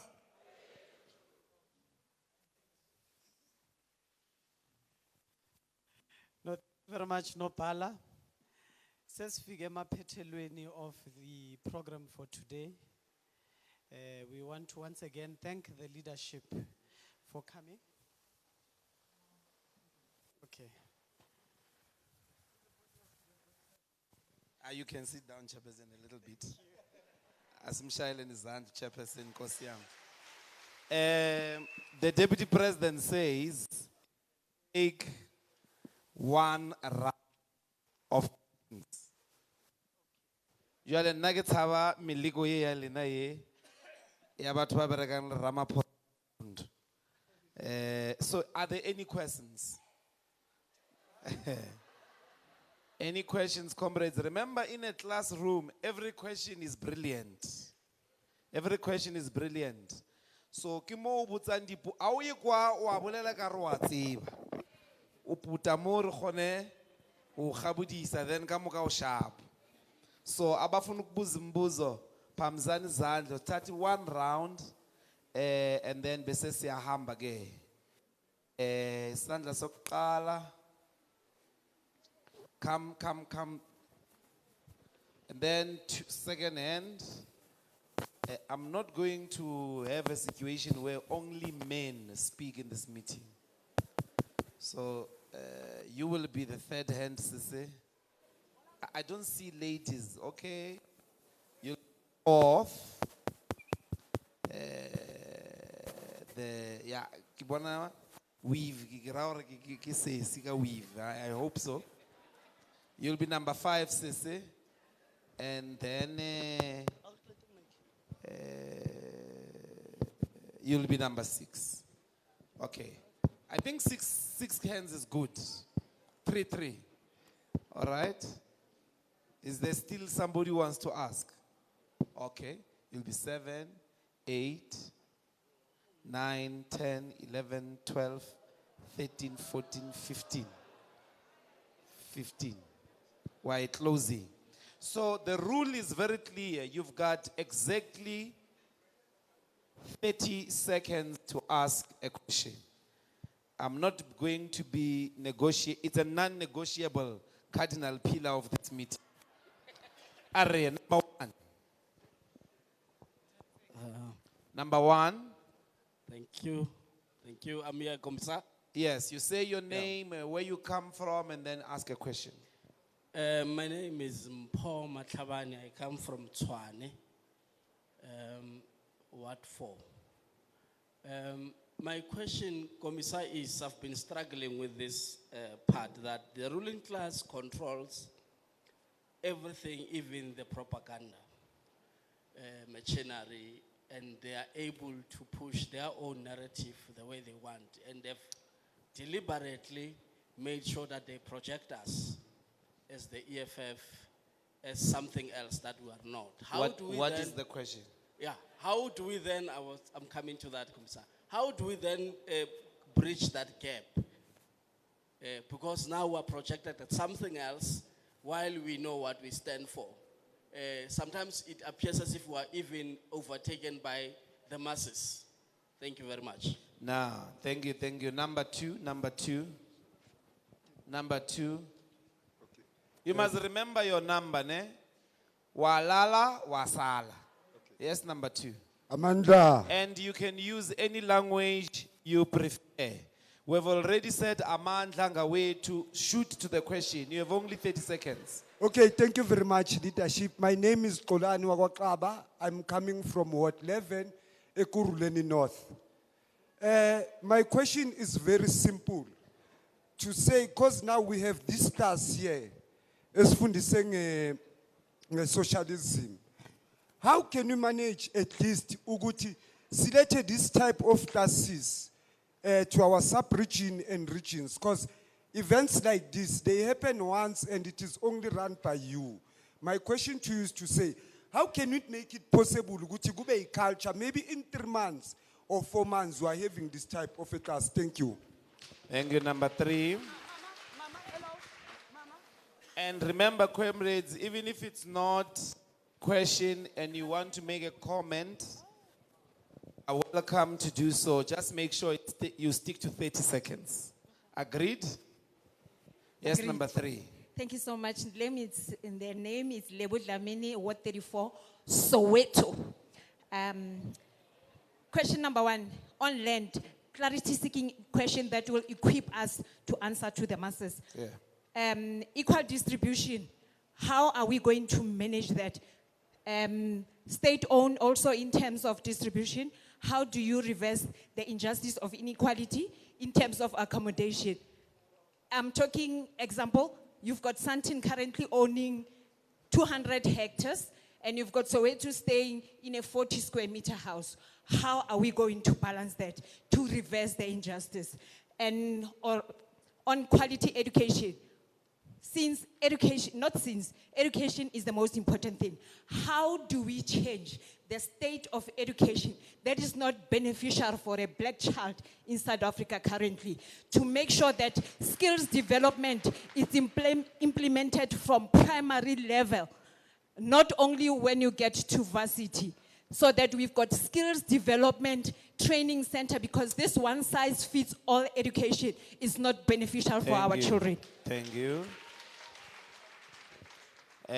Number 4. Thank you. Good afternoon, Fighter Pilile Masugu from Devland Extension 27.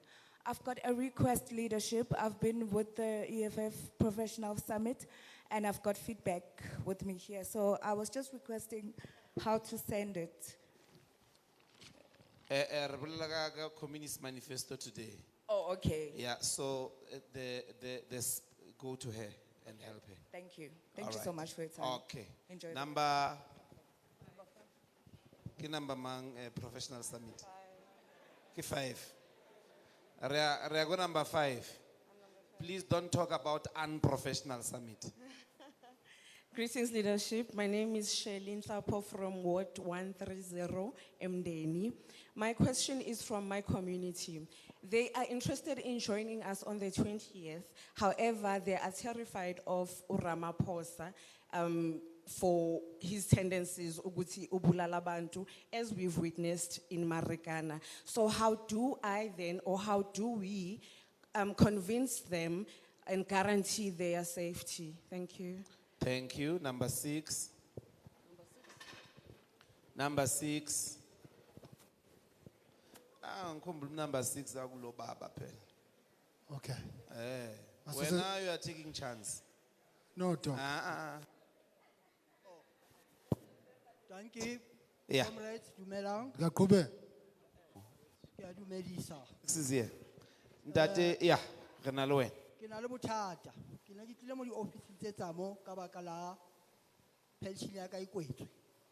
Mogolo wa ka o kwetswe. Ene ba nkisa ka mo le ka mo. So ke a botsa, ne ke re ha ke bona batho ba EFF. Ke kopa thuso. Okay, Papa. Engwe hape ke e. Ke la le lengolo mo. La City of Johannesburg, Region 2. Ke tswa Orlando East. Ba re Eskom tlo re timela batho ba Orlando East. So ke tseba o batla o tseba na EFF ya itseba ntho ha o thwa batho ba Orlando. And motho a bitse ntho e ke councillor wa Orlando. And a councillor di ngata, I should think le batho ba di members tsa EFF di teng ko Orlando. But now it seems that ntho ena ka re ke ya ANC fela. Yeah. So ne ke botsa na EFF la itseba ka ntho ya Eskom tlo timela Orlando na. Okay. Thank you. Thank you. Number 7. Spetlele guy. Spetlele. Oh, how on?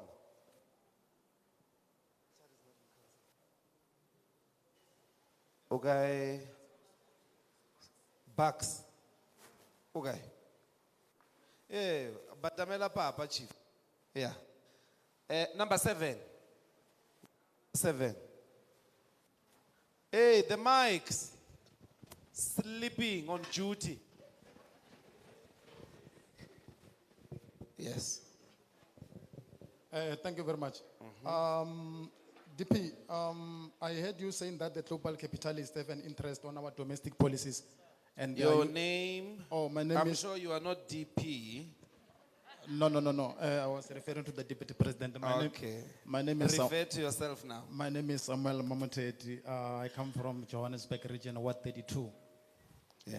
So now I wanted to understand on the basis of this issue of global capitalists having an interest in our affairs. So I've been longing to know who are the Rothschild? Who are the Rothschild family and what are their interests with regard to our wealth and resources as well? Thank you very much. Excellent. Number 8. Yeah. Yes, sir. Thank you very much, Commissar. My name is Mangaliso Sambo from Ward 60, Johannesburg. Yes, sir.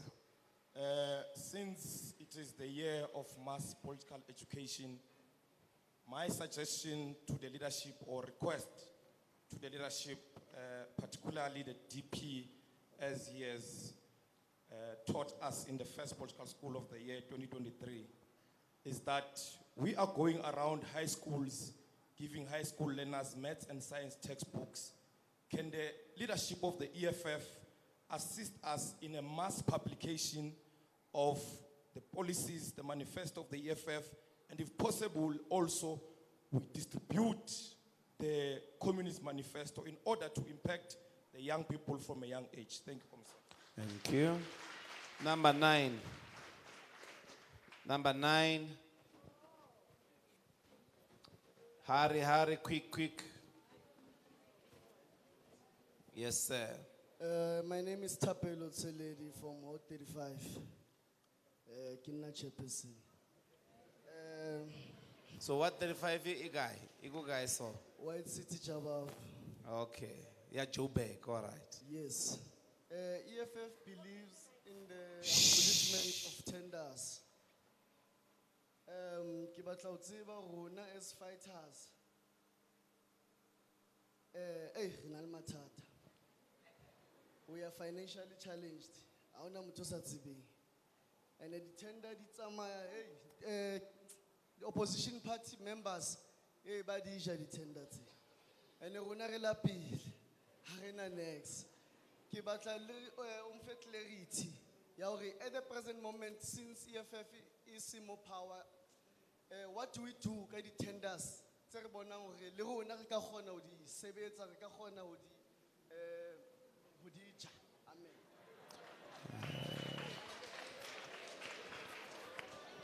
All right, thank you. The number 10. Shh. Okay, thank you. Thank you, Commissar. Yes, sir. I'm Kosinati from Ward 81. I'm Press Secretary from Ward 81 in Ekurhuleni.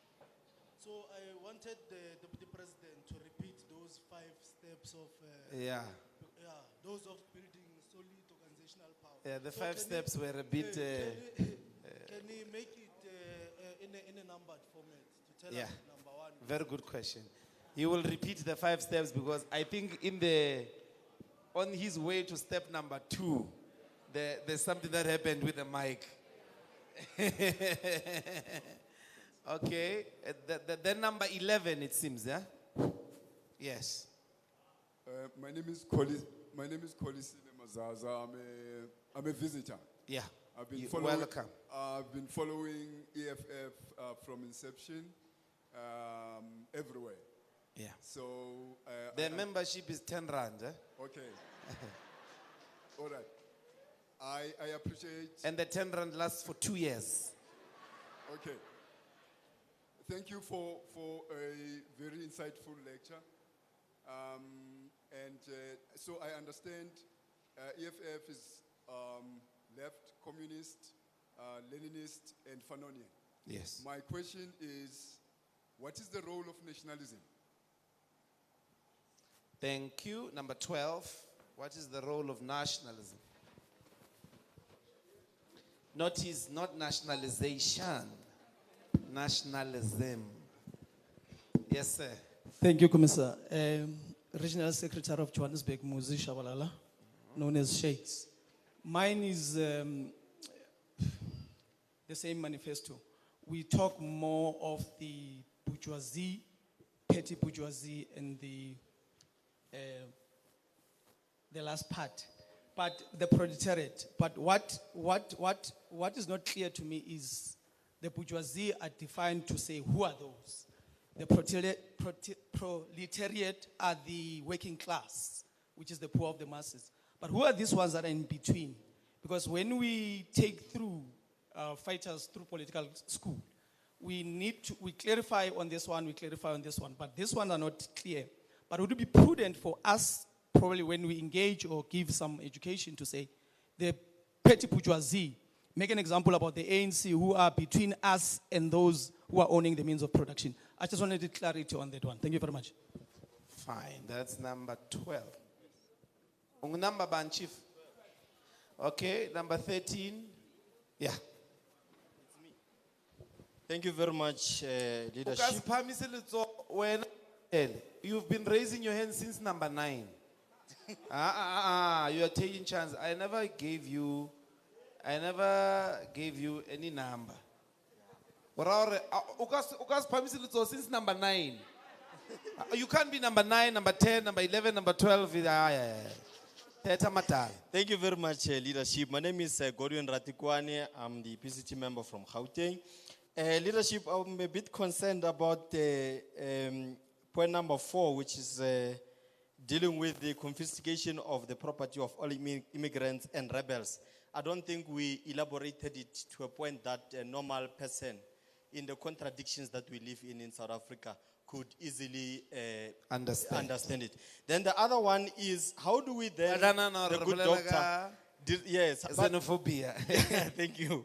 So the other one, the good doctor, is how do we translate these documents into languages that older people and people who are less fortunate or who do not understand English can actually interpret and understand the message? Because if the message is for the selected few, then it will not arrive. Thank you very much. Thank you. Number 14. Yes. Thank you very much, Commissar. Yes. Thank you, DP, for the informative lecture on the 175th anniversary of the publication of the Communist Manifesto. My question, DP, is what my name is Sean. I'm from Ward 66, Joburg City. That's the first point of contact.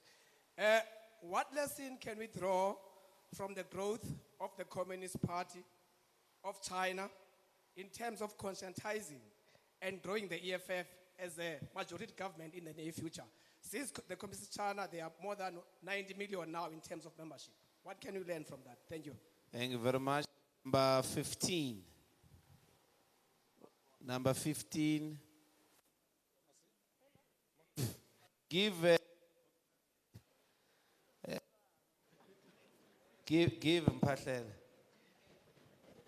Thanks, Commissar. My name is Mushem Mphahlele, the Deputy Secretary of Johannesburg. The Cuban Revolution done by a few men without the majority of the masses, was it terrorism? Number 2. And then the other one is the EFF government, police and soldiers, when we are government, which side would they be on when the people rise against the state or industry established by the state? The last one is the DP's t-shirts. Where does he get them? Because we also want them. Thank you very much. That concludes the hands. Yes, DP, we have 15 questions. Let's encourage the Deputy President with a round of applause.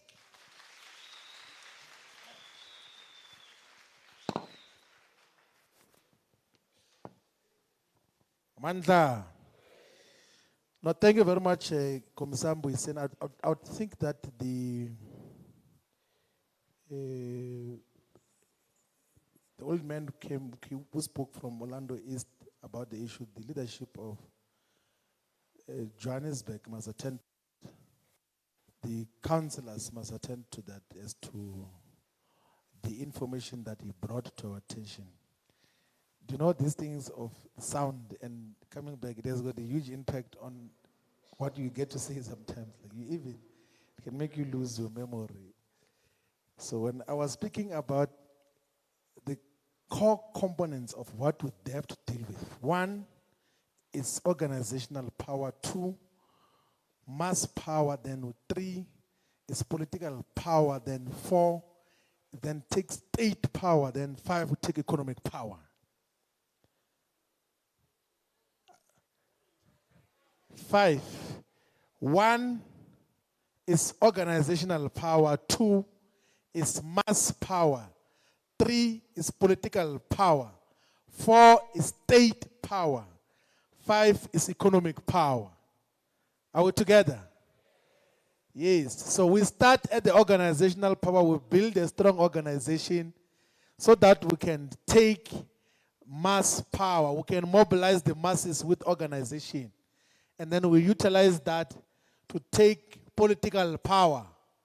Then we take the state power. State power is the power to command all instruments of the state. Then we'll utilize that collective power to take economic power. And in the process of that, it's not that when you have now taken political power, you neglect organizational power. Organizational power is the foundation that you need throughout. Even when you have got state power and economic power, you still need organizational power as the foundation of the sustenance of the revolution.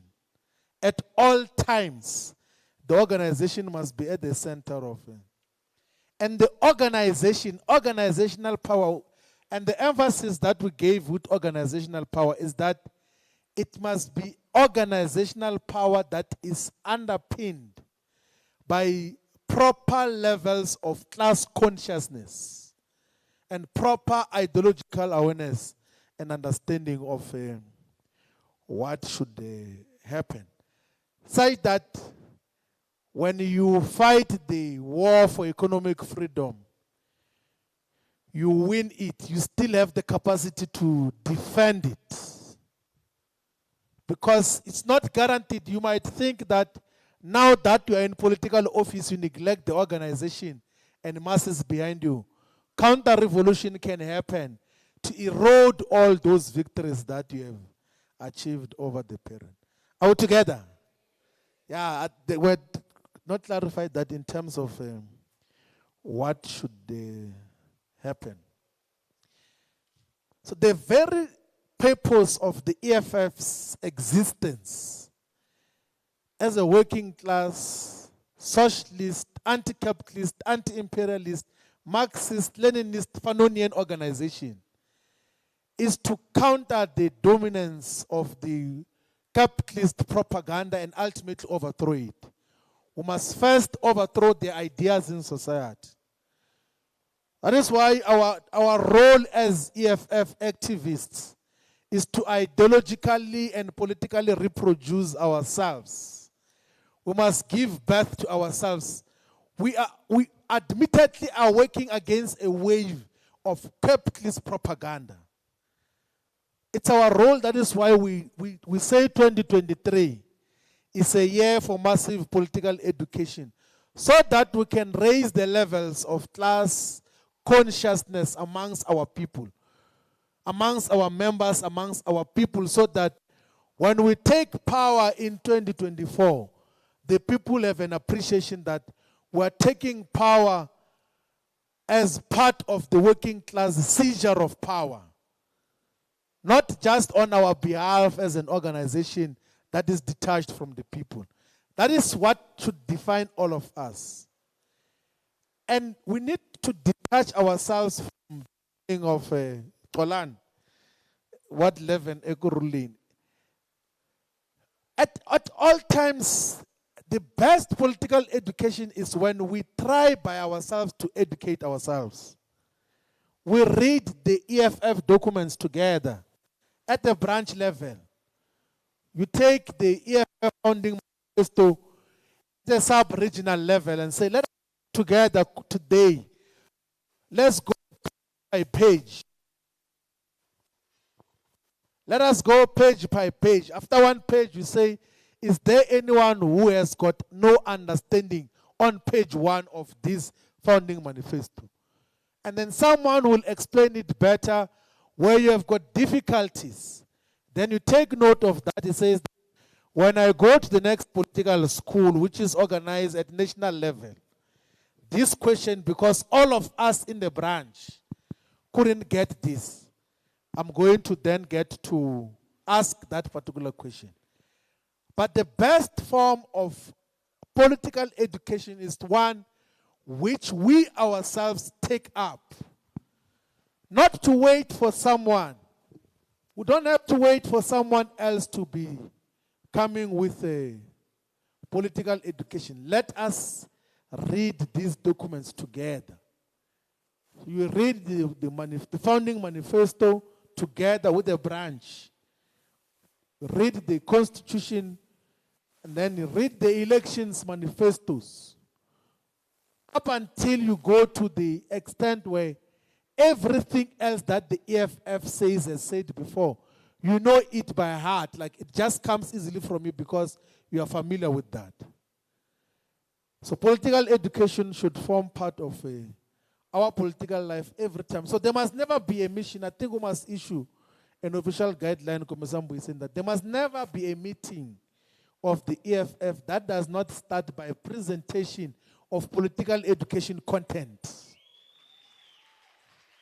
So that all of us are reading from the same script in terms of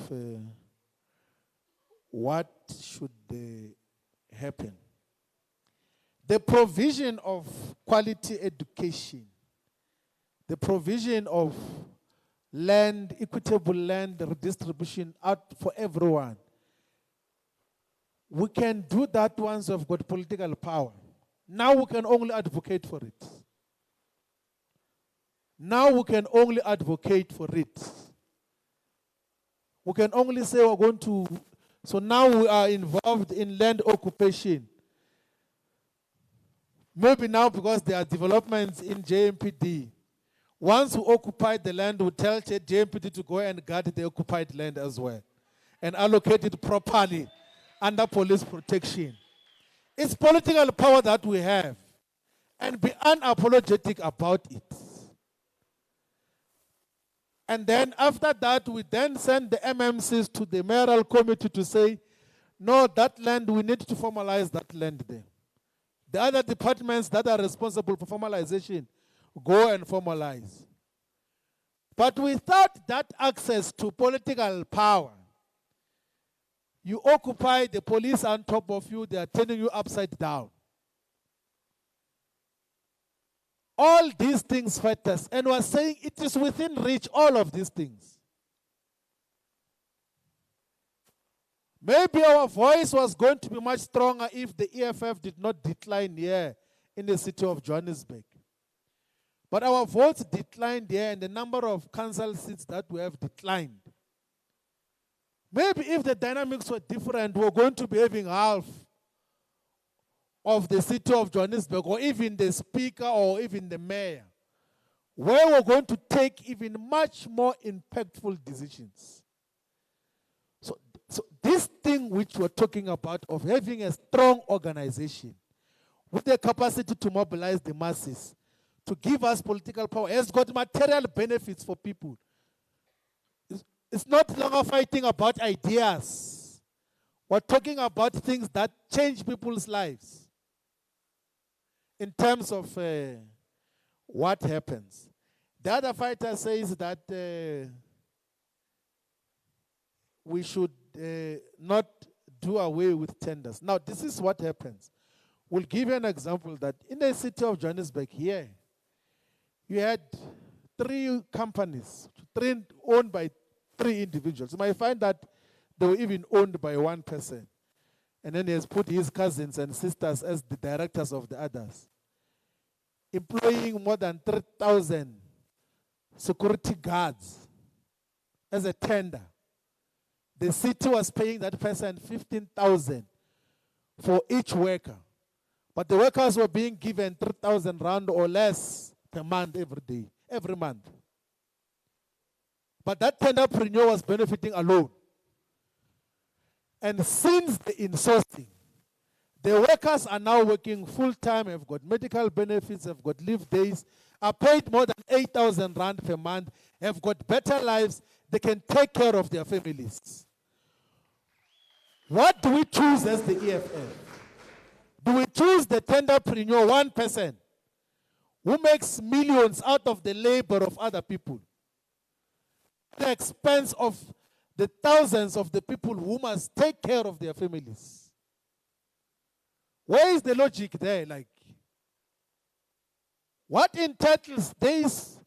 Let me tell you, Johannesburg has got a budget of 80 billion upward. But the people who are benefiting from tenders there in the city of Johannesburg there, you can't count your both hands and toes counting them. They're not half of the people who are here today. The tender people who are benefiting from 80 billion rands. So if we say EFF must take that route, then we are not an organization of the working class. We are an organization of the capitalists. We just want to serve the interests of the capitalists. And that is what distinguishes us from all these other organizations. If we fall into that trap, we will forget about everyone. Let me tell you now that if we ever fall into the tender logic, we'll say, no, there's no need to repair the informal settlements in Kliptown, to relocate the people of Kliptown who are living underwater there. There's no need to do anything with Strait, with Elias Mtwaledi. We'll just say, let's leave it as it is, because if we intervene, we're not going to make money for ourselves.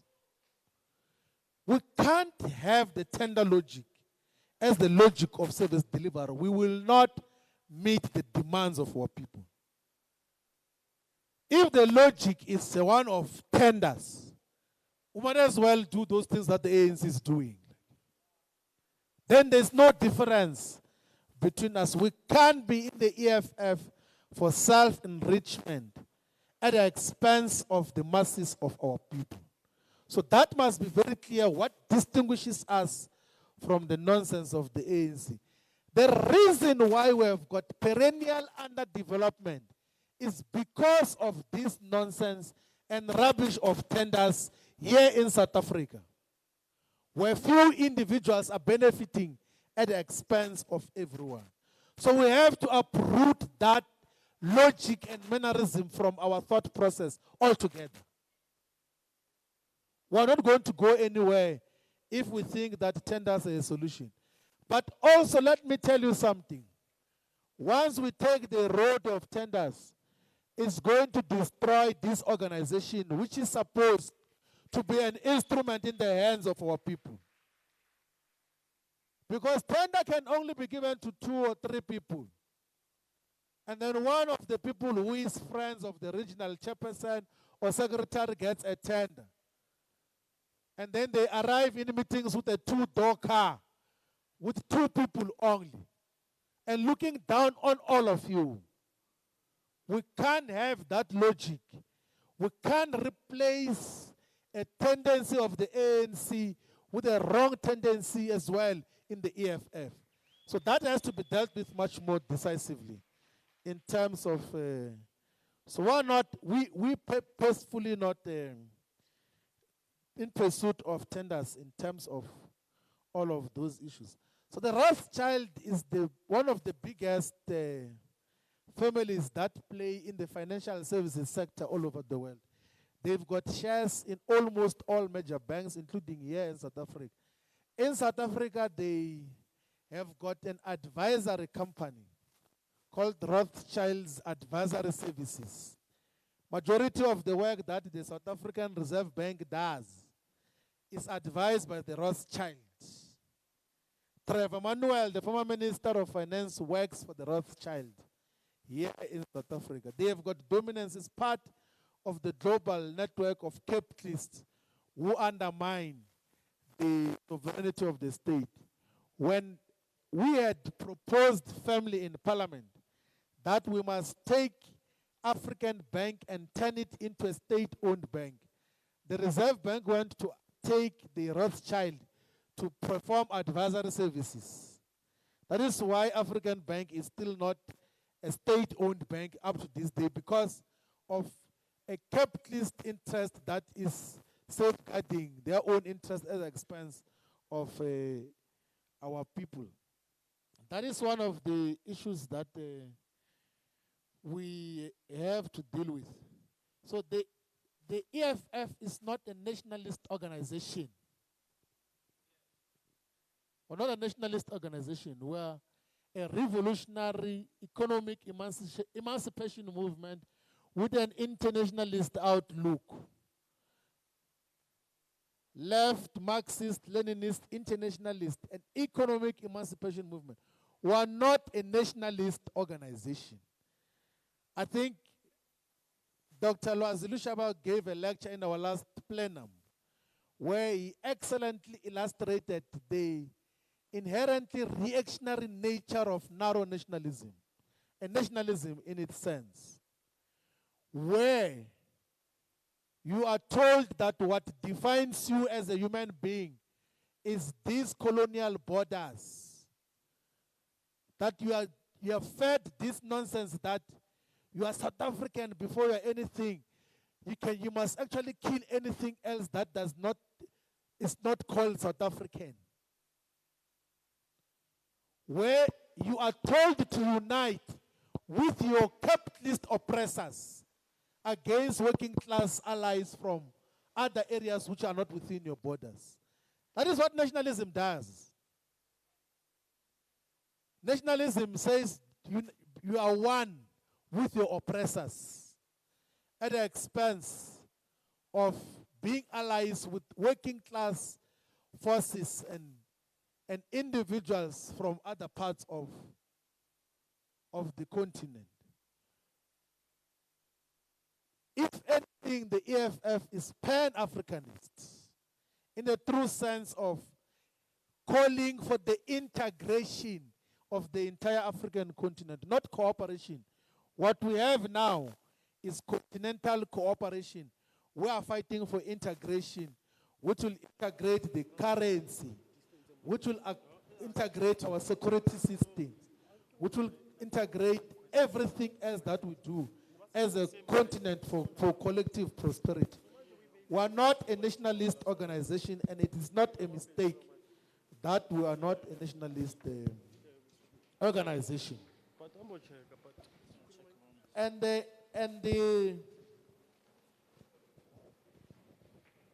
So in a class-divided society, in a capitalist society, we primarily have got the bourgeoisie and the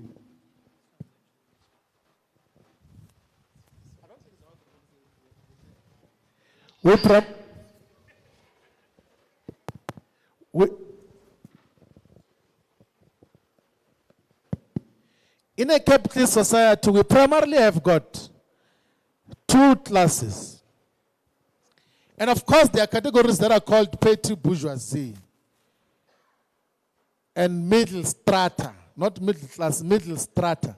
But all of them are part of the working class. The petty bourgeoisie and the middle strata are part of the working class. They sometimes, of course, play a role in the organization of society, intermediary role. But when they are deprived of those little resources that they have, they default back to part of the working class in terms of what happens. And they never will be majority. They will never constitute a core of any revolution. They are an unreliable class strata, not class, unreliable strata. So Karl Marx says that this middle strata is not a reliable base for any revolution. The only base that is dependable and reliable for a revolution is the working class. Those who have got nothing to lose but their chains. That is why sometimes, like, we overwork ourselves trying to entertain the aspirations or the expressions of the middle strata, which is inherently inconsistent and unreliable. So if anything that we do as the EFF is an attempt to please the middle strata, or you must know that we're losing the direction. It's not possible. We can't please everyone. We have chosen a class position, and our class position is that we are serving the interest of the working class. If middle strata says do this, you do that, they change, no, don't do that. And they do that, or check on social media. So a section of the middle strata will say, the EFF is not doing anything about electricity. And then we do it. Yeah, why do you want to do a national shutdown? So you become an amoeba, like if you are following the sentiment of the middle strata. The question that you ask yourself as a revolutionary in the EFF working class organization is what we are doing going to serve the interest of the working class? If yes, it's adequate, you proceed like that. We're not all over in terms of what our class interest is in terms of all of these issues. The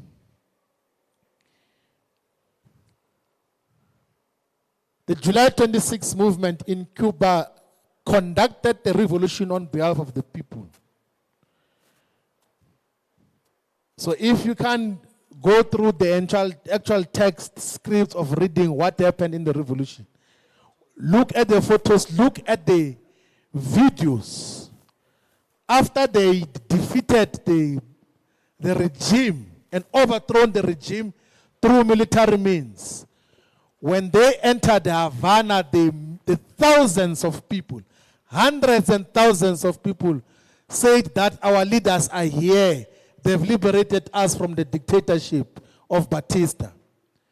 So that was a revolutionary action on behalf of the people. There is no confusion about that. It happens in some instances where there is suppression of political expression by a revolutionary force. That is why we say in the EFF that if the space for political expression and existence is denied in South Africa, we are going to take power through any other revolutionary means possible. And that includes a military overthrow of government. But only if there is no space to legitimately exist here in South Africa. So if someone one day wakes up in the morning and say the EFF is banned, cannot exist, we will have no choice but to take up arms to remove whoever is government through violent means. And once now we have got proof that those who are in office do not enjoy the support of the majority, we can then say correctly that we're going to act on behalf of the majority. That is what we can do. Look, the EFF is the same size as if not bigger, than as the Communist Party of China. If you were to calculate it in percentage terms, because it's 90 million of 1.1 billion. We are 1 million of 56 million. So we are not very far from each other. Is that the case?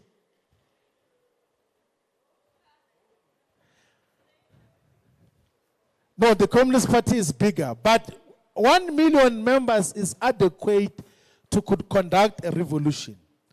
1 million activists is adequate to conduct an impactful revolution.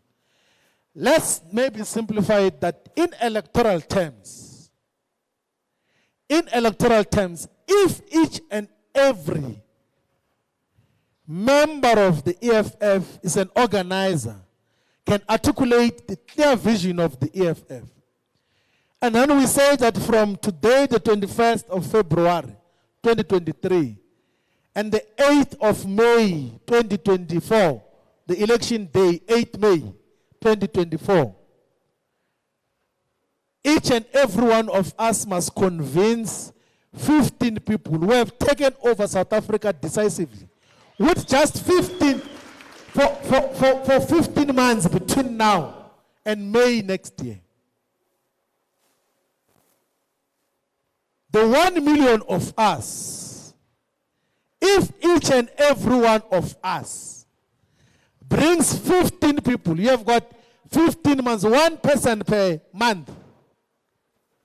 If all of us come with 15 original voters, that is why we say let us do voter registration this year. If each and every one of us come with 15 voters on the 8th of May 2024, then we have decisively overthrown the ANC out of power. Because the ANC will never get even upward of 8 million votes. So the 1 million is enough.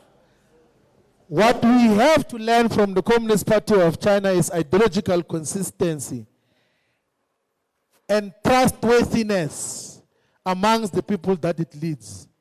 There are no recurrent liberal elections in China, but its performance, the things that it delivers to the people, is the source of its legitimacy. Its correct application of Marxism, Leninism, its correct compliance with their own agenda and program is the source of the legitimacy of the Communist Party of China. So ourselves, what we can learn from the Communist Party of China is to retain our legitimacy perpetually. There must never be a time where people who previously trusted us no longer trust us. That is why we get concerned when there is a lesser number of people who vote for us as compared to previous elections. It happened in Limpopo province, and then we had to dissolve all branches there, and all regions and the province. It happened here in the city of Johannesburg. We did not dissolve anyone. But it won't happen with the province. If it happens with the province, there will be consequences as well. I think an ideal situation which we must recommend the chairperson of the province, I'm sure you are going to support that once you reduce our votes as a province, we dissolve the province and cancel the membership of the people who are PCT for a period of 5 years.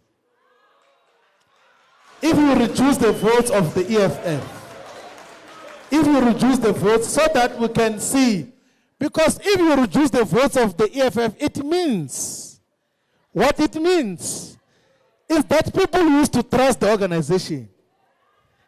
Let's say we had 1.8 million votes in the whole of South Africa. Here in Gauteng, we had 700,000. So if in 2024, it is no longer 700,000 people who vote for the EFF, it's 500,000. It means it's the leadership that has turned those people away. So we must cancel their membership of the organization and get people who must be trusted. It's as simple as that. It's as simple as that. And then we go the same logic. All regions and all branches that reduce our votes would then say, move this way. Because otherwise we believe that the organization is here to stay. It doesn't make sense that the organization can lose the votes. And I'm sure that the part of the essential rollout of the political education in this year of massive political education, Komisambu is saying, it's massive pamphleteering as well on key political concepts, on key political content in all languages, use audiovisual spaces and everything else to reach out to as many people as possible. So we must then deal with that in